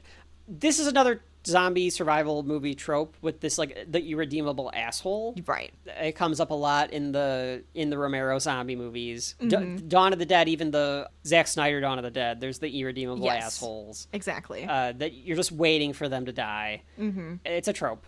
But look around you, folks. That's what everything around you is. An There's irredeemable irredeemable asshole. there are some irredeemable assholes. The question is, do you help them in their time of need? I wouldn't. I wouldn't. He's going out there. I wouldn't. Well, then he does. David He is- wants to go out there. And the zombies go out are all there. out there, but he's going to let them all in if he just opens the door. Yeah, and they're like, it's suicide, and He's Ed's screwing like, everybody I think you should over. go out there. Yeah, but he's gonna screw all of them over, and they're like, David, just apologize, or he says like, I'm Well, he sorry, says Liz. we'll leave. And Di's like, what do you Yeah, mean we? Di's like, no. I'm staying Yeah. here. They tell him to get away from the door, and he acquiesces because he's a coward. And he goes to apologize, but he apologizes to Liz, and Liz is like, you don't have to apologize to me. You have to apologize to Shaun. Right. And he like thinks about saying, I'm sorry. But before he can, Rachel. Yes. One of the most iconic zombie kills, maybe? Probably. In cinema history? Absolutely. He gets pulled through the window. It's Day of the Dead so has a overdone similar... here. This is amazing. Overkill. Oh, it's overdone. Day of the Dead has a similar kill Mm-hmm. with the general at the end. You've seen that one, right? The It's one where been they're a in the bunker really with the long military. time. He gets pulled through the window and torn to pieces. Like they're literally ripping his insides out and eating them while he's just going, just laying there. It's very violent. Oh, it's ultra violent. It's like over the top, It's like too much. crazy cartoonish violence. I mean, David is even making weird tongue faces though. Like, it's like, what are you doing? That is, I think, from Day of the Dead. I think that's what the guy does as he's getting Does pulled, he do pulled that? apart. I don't remember. Yeah, It's just because he's going choke on it. Oh yeah, Like, that's yeah. true. Yeah, you're right. But they're trying Yeah, to pull him David back making in, those and all of faces. his parts come off. His head Yeah. comes off. Because his they legs pull. come They're trying to off. pull his legs come off. The head comes off. Yeah, And then Di takes one of Di the legs. goes absolutely batshit insane loses her and, mind. and thinks that she can save him with his leg, opens the door and starts wailing on zombies with David's leg. Yeah, so she Yeah. immediately probably gets eaten too. But Oh, yeah. now they broke in. For sure. So we're down to Liz, Shaun, and Ed. So Yes. shit hit the fan real fast. They're coming in every single door. Ed gets some Molotov cocktails ready. Yes. He starts As lighting Shaun- up the... Shaun poorly shoots at all of them. Yes. Ed is going to try to throw a Molotov cocktail, but before he can, Pete grabs Ed. Yes. Pete was in the horde with the zombies. And Ed tries to fend off Pete. Yes. But Pete bites him. Ed. Yes. Very symbolically. And then another zombie from behind bites him in the neck. Ed's neck. Yes. And bites the jugular out. Or bites him in the jugular. Shaun shoots Pete in the head. In the meantime, Liz is trying to tell Shaun, like, we have to focus on the ones that are coming in. So now they're, like, completely surrounded by zombies. Yes. Liz and They're Shaun trying to push jump him behind back. the bar. And I wish that they would have looked a damn hour ago to find out that there was shelter underneath this rug. Well, they didn't know. But first, he, like, lights up the bar with the alcohol and fire, so at least, it gives him some sort of cover. And Ed's able to get in behind the bar, too. Ed gets behind the bar, too. He's bleeding out, he is just from the neck. Covered in blood at this point. The shells are on the other side, though. They're on the and bar. They're too hot to grab. In the fire. And they just start they're going too off. Hot to grab. They start going off because of the heat. And they're a better shot than Shaun was. The anthropomorphic Pixar's bullets. The bullets. Pixar's shells. That's right. They just start going off and hitting them all in the headshots. Headshot. He was the little shell that couldn't find a gun. So he decided to go out on his own. They shout, "Oh, just give us one fucking break." And the old lady zombie, to your point, Rachel, the shell goes off and it bounces off. Oh, it's like hitting everybody. It hit, headshot. It bounces off the bell and slams into that old lady's head too. So it was just. Did it take out more? Yeah, I didn't realize it took out more. like 5 people. Ed's bleeding out. They get down to the cellar, but they can't get the elevator because they're like, "Oh, this elevator should go up this to is the like top." It's like a shipping thing so that they can bring in like kegs and stuff, and it goes out to the street. But they can't get it to open, and they're like, we're trapped. Yeah. And Shaun laments all this, and he says, I've bullocks this all up. Go to the Winchester. Whose fucking idea was that? Ugh. Liz tries to comfort him and says he tried, and that's what counts. Right. And they'll try to get through all of this. Well, I think at this point... She has a plan, Rachel. They do have a plan. Because she says, how many shells are left? And he does the comic thing of going, well, we've got 2.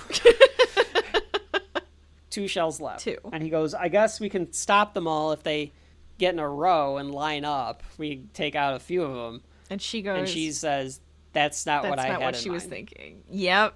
All right, one of us has to do the other and then do ourselves. and she goes, well, what about Ed? And he's like, I don't think I need one. Because he's like, I'm pretty sure this is done. He's just laying there dying. I don't mind being eaten. Ed wouldn't mind being eaten. He's fine with it. Yeah. It's I like, mean, at whatever. this point, he already got a couple chomps out of him, so... Liz is like, I don't think I can she'd do muck myself. it up. I'll mess it up. Muck it And up? he's like, How dare you? Muck it up. Thank you. Okay, I'm sorry. Britishisms. I'm sorry, my British friends. I would love to come see Wimbledon one day. Yes, that would be fun. Invite us, please. And Shaun says, I don't know if I can shoot my mum, my flatmate, and my girlfriend in the head all in the same day. Yeah.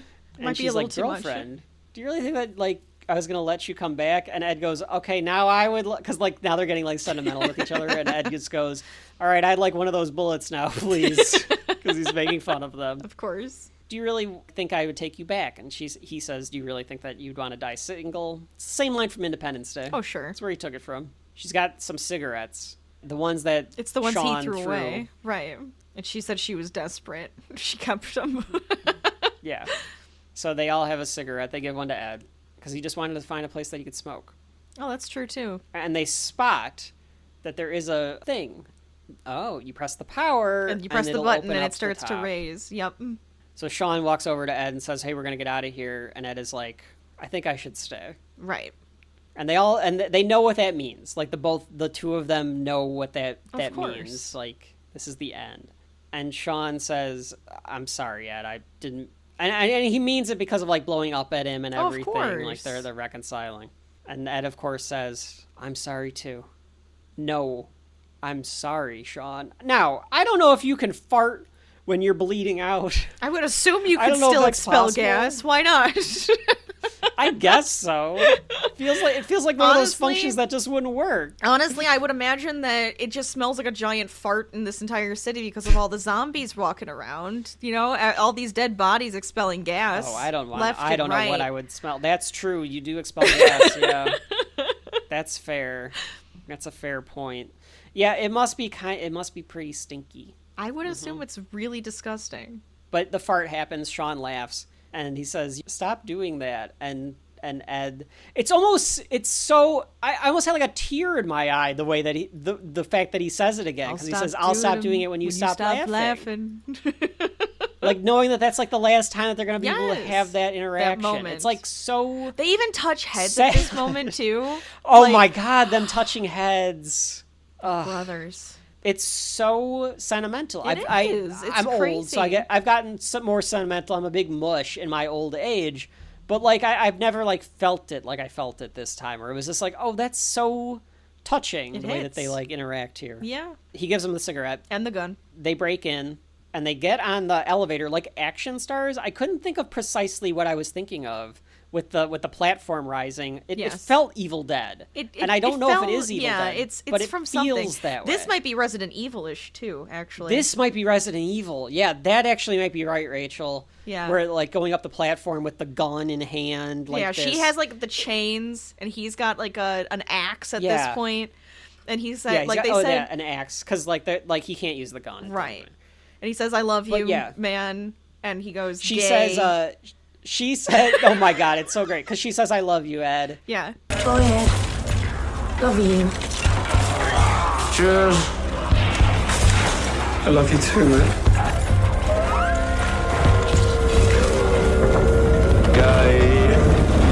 gay." They get to the top, and it's a full zombie movie apocalypse now. Oh, I think to your absolutely. point, Rachel, I think they are going for Resident Evil. I think they're going for there's just Resident a million Evil zombies here. around. Yeah. And all you have is an axe. Liz and Shaun look at each other, and they're like, "Okay, are you ready?" But before they can do anything and start swinging, a bunch of military trucks In come the in. military and start gunning them down, Just gunning these zombies down left and right. Now, running them before over, smashing Before them. you start beheading zombies left and right, do not go around beheading zombies left and right.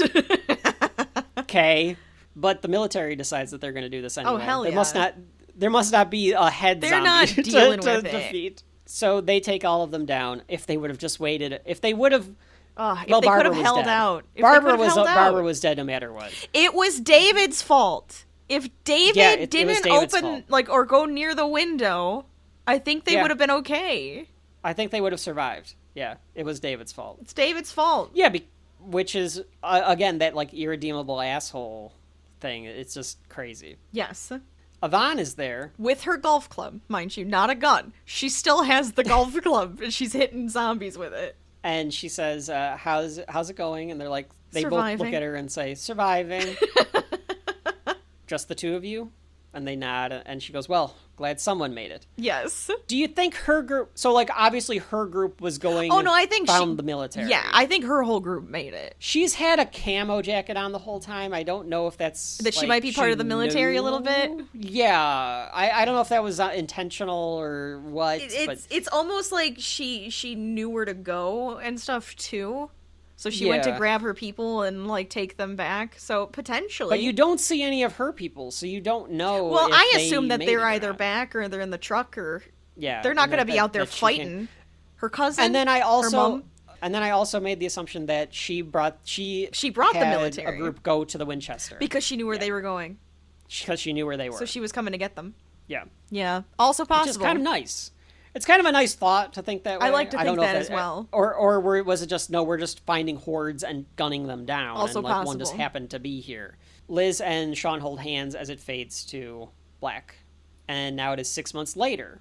The TV is showing all the stuff now on the day Z-Day. They're calling it. Z-Day. The phenomenon resulted because of, and the TV changes before you can hear it. Eric Ramirez fought off his entire family.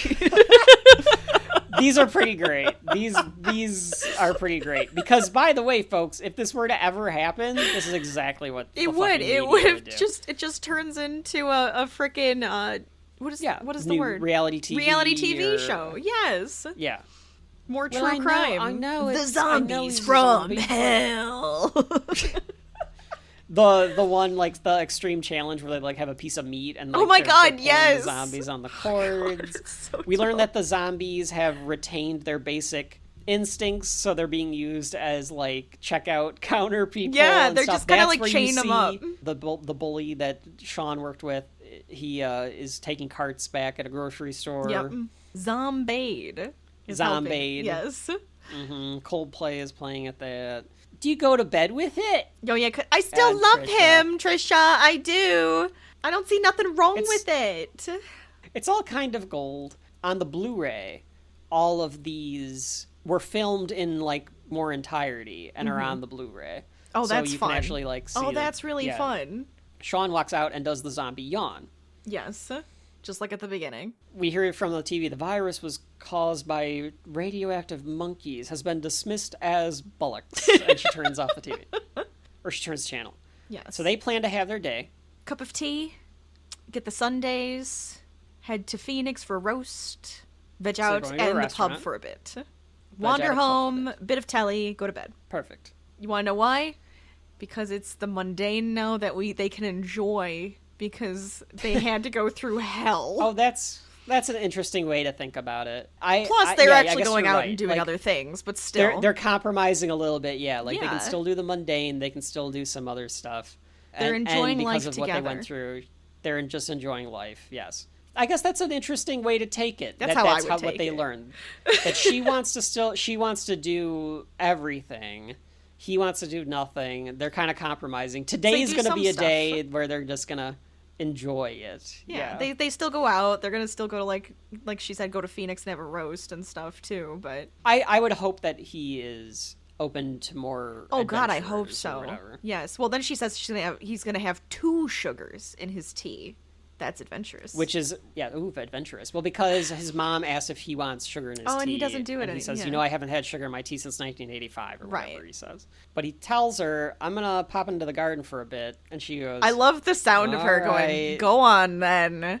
Yes, He go goes, on. 2 That, seconds. no, more British, right? Go on then. Why is that, Rachel? Why is it like a rolling of the eyes that she says that? Because he wants to go see his buddy who's playing video games out in the shed. Yeah, we hear player 2 has entered the game. Oh, he says 2 seconds. Yeah, he too, says 2 seconds. when he exits, yeah. Mm-hmm. He grabs the controller, player 2 has entered the game, and of course, Zombie Ed is in the shed. He goes to take a bite out of Shaun, and then he goes, Ed! And then he stops and he starts playing the game again. And he on the starts PS2 pressing the controllers. Yeah, but he's all chained up and everything, and he looks Yeah, he's horrible. got a chain around his neck. The other zombies look so much better. I'm like, clean him up. Do something for Well, him. Why does he look so horrible? I mean, they clearly like did more like makeup on Right. on Ed, but you're right. He's like he looks more ghoulish. He is so like he's moldy. He looks moldy. Well, because he probably is decomposing. Well, Like, they're yes, not but gonna be I able to like keep the him other around zombies forever. weren't as decomposed. Is my point, and they're working at shops. Why does he have to look so decomposed in the shed? Clean him up. Give him a new shirt. Something. I don't know how you're gonna put a shirt on him. He's a little bitey. Like, Okay, obviously true. he knows, like, I'm supposed to play video games with Shaun, Yes. but it's like having a feral dog around, you know? I think it's more than that. I would say it's more like some wild beast creature, like a wolf or like a lion or something inside of your shed. But they end up playing the video game together. Ed is zombified out, but he can at least still play his video games with his best friend, and that's how the movie ends, with You're best all friend I playing by see. Queen. Ooh, as the- you're making me live now, honey. Yeah. And Queen takes us out. Shaun has his zombie pet. That is the end of, I almost said Zombies Ate My Neighbors, of Shaun of the Dead. You know, I wonder what happens to his dad, though. Well, the stepdad who was Yeah. stuck in the car. I assume. That he'd be okay. Yeah, 'cause he was just- unless the somebody else military killed gunned him. him down, Sure. which is possible. I could see that happening, but yeah, like it would have been interesting to almost show Philip is like cleaning his garbage car. up on the side of the road, Taking care or of his cleaning car. his car Yeah. compulsively. Yeah, that would have been like a funny little bit to add on.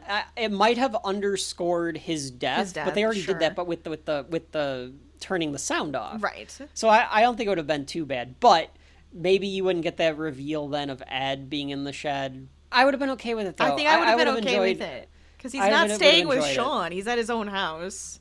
He's at a zombie house. Yeah. It's like a retirement community, but it's for zombies. Yes. With Zombade. They made a whole retirement community of zombies. They can all hang out together. I would have been fine too if you just see in the window he's outside.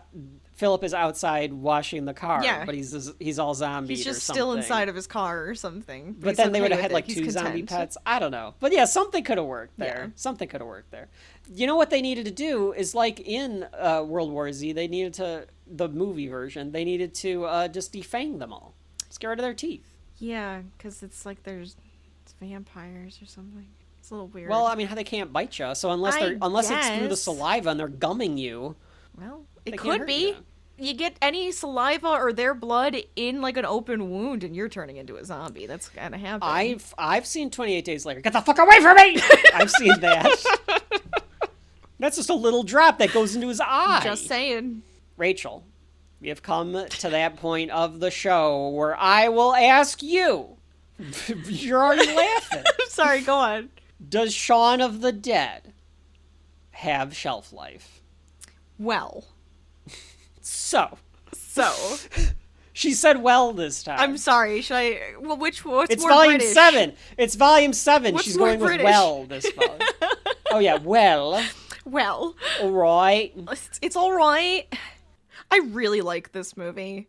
It's very enjoyable. There's so many payoffs, setups and payoffs and callbacks, and it's funny and it's clever. It's very enjoyable. I like the characters that are in it. I like the premise of it. I think it's a solid zombie film. I think it's a pretty solid horror comedy. And yes, I would put it on the shelf. I know that was quick and simple, but yes. Well, I drone on for the two of us. That's fine. Go for I can it. Always see that. Continue. This is a masterpiece. It is, though. It is. Yeah. It is. I'm saying that about a zombie comedy. It's a masterpiece. It's great. It is so tight. The script is so fucking tight. Everything means something. Everything that you hear in the first half literally comes everything back, is repeated. The lines are very quotable. Mm-hmm. The action is good. The zombie deaths are good. It is better than I remembered. It is better than I remembered it being. And I remember having a fondness for it, but I was like, this is something else. And I don't like everything that Edgar Wright makes. Sometimes his style is a bit overbearing for me. This great blend that it has with the horror and the comedy, to be able to juxtapose Monty Python dry comedy humor with the sentimental, with the action, with the horror, and then do silly stuff at the same time. Yeah. It just kind of all comes together well. You shouldn't be able to do it, and they have a way, they have the ability to do it that really works. There is that. The action is good. The cinematography is great. Fantastic. The way that he everything is shot. He maneuvers everything around. Right. And then all the stuff that's just hidden in the background, so if you're not paying attention, you might miss something small or something big, you can watch it multiple times and you might pick up on something different. It's a movie that insists on rewatching. You will find something different in each pass, or you'll remember it. You'll remember the quotes. Obviously, we talked about how this could be one where like we could just recite, and it's because everything is very quotable. Yes, it was very well thought out. Each phrase that was put out, it was like, no, this has to mean something. Anything that's said has to actually mean something. Everything works really well. It's a really great fucking movie, and I'm surprised to say that. I guess I just have a greater appreciation maybe for like this type of movie now, or it's just where I am or how I feel today versus maybe like 15 years ago or whatever. But yeah, I mean, I would have put it on the shelf 15 years ago too. But I mean, I've got the Blu-ray. I do think it's really, really great. I didn't expect it to be this good. I really didn't. But shelf life, yeah, 100%. I mean, it's the definition of shelf life. I think it is. It's a rewatchable movie. Rewatchable, that quotable, enjoyable, sets it up, pays it off movie. Oh, even with like all the sentimental stuff too. Like it hits comedy, it hits the horror, it hits the sentimentality that it actually hits you when people are dying around. You feel them. Bad for that. Yeah. There is stakes in it. It all works together. One of the questions, Rachel, I have for you, I think that you're the zombie I fiend. love this movie. Is this top shelf? Is this a top shelfer? Yeah. I think I would put it on my top shelf. I think I Okay. would. Yeah. This is by far, it might be my favorite zombie movie. Yeah. So, yeah.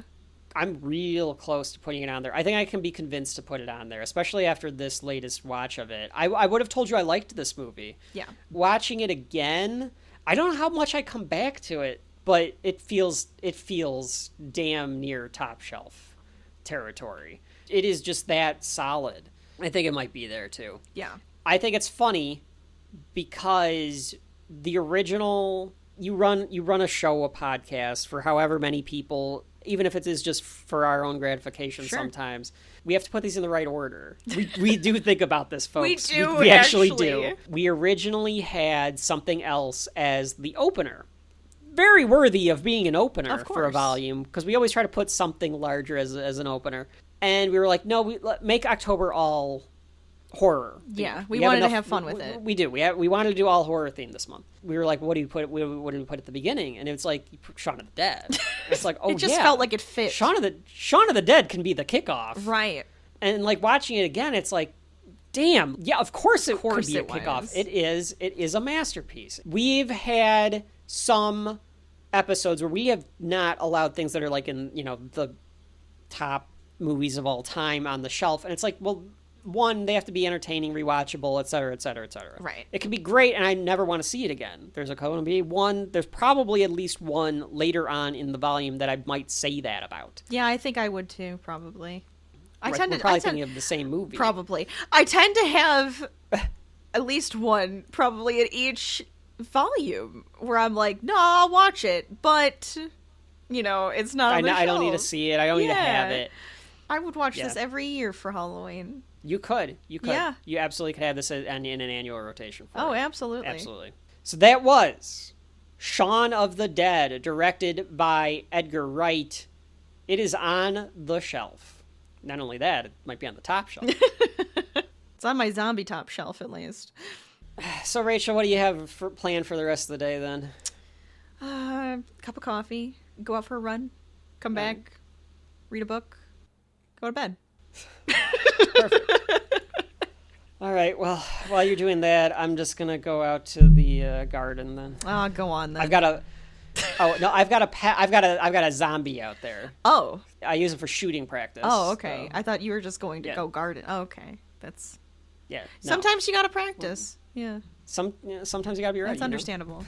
Where did you get a zombie? Know. You don't want to know. I'm a little concerned. Do I have to go watch the news? Maybe I'll put that in my rotation. Well, I mean, I would advise everyone staying away from the news. Yeah, I don't but really like the news. You can always go there. I'll just look outside. Yeah, probably more beneficial. I'll just pay attention. I had these chemicals here, and I was just like, what are they going to do? And sprayed the neighbor. That's a really horrible idea. I'm not going to call the military. Do you have a squirt gun of holy water? If I bless it, is it still holy water?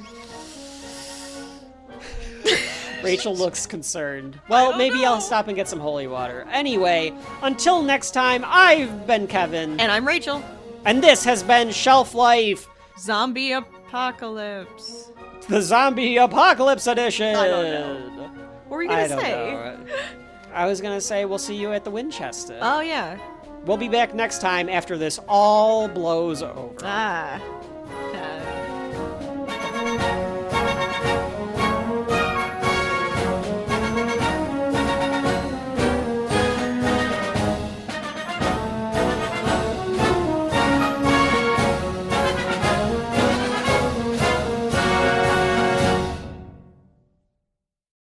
Hello, Edward. Hi, Barbara. My, how you've grown. Yeah, you better believe it.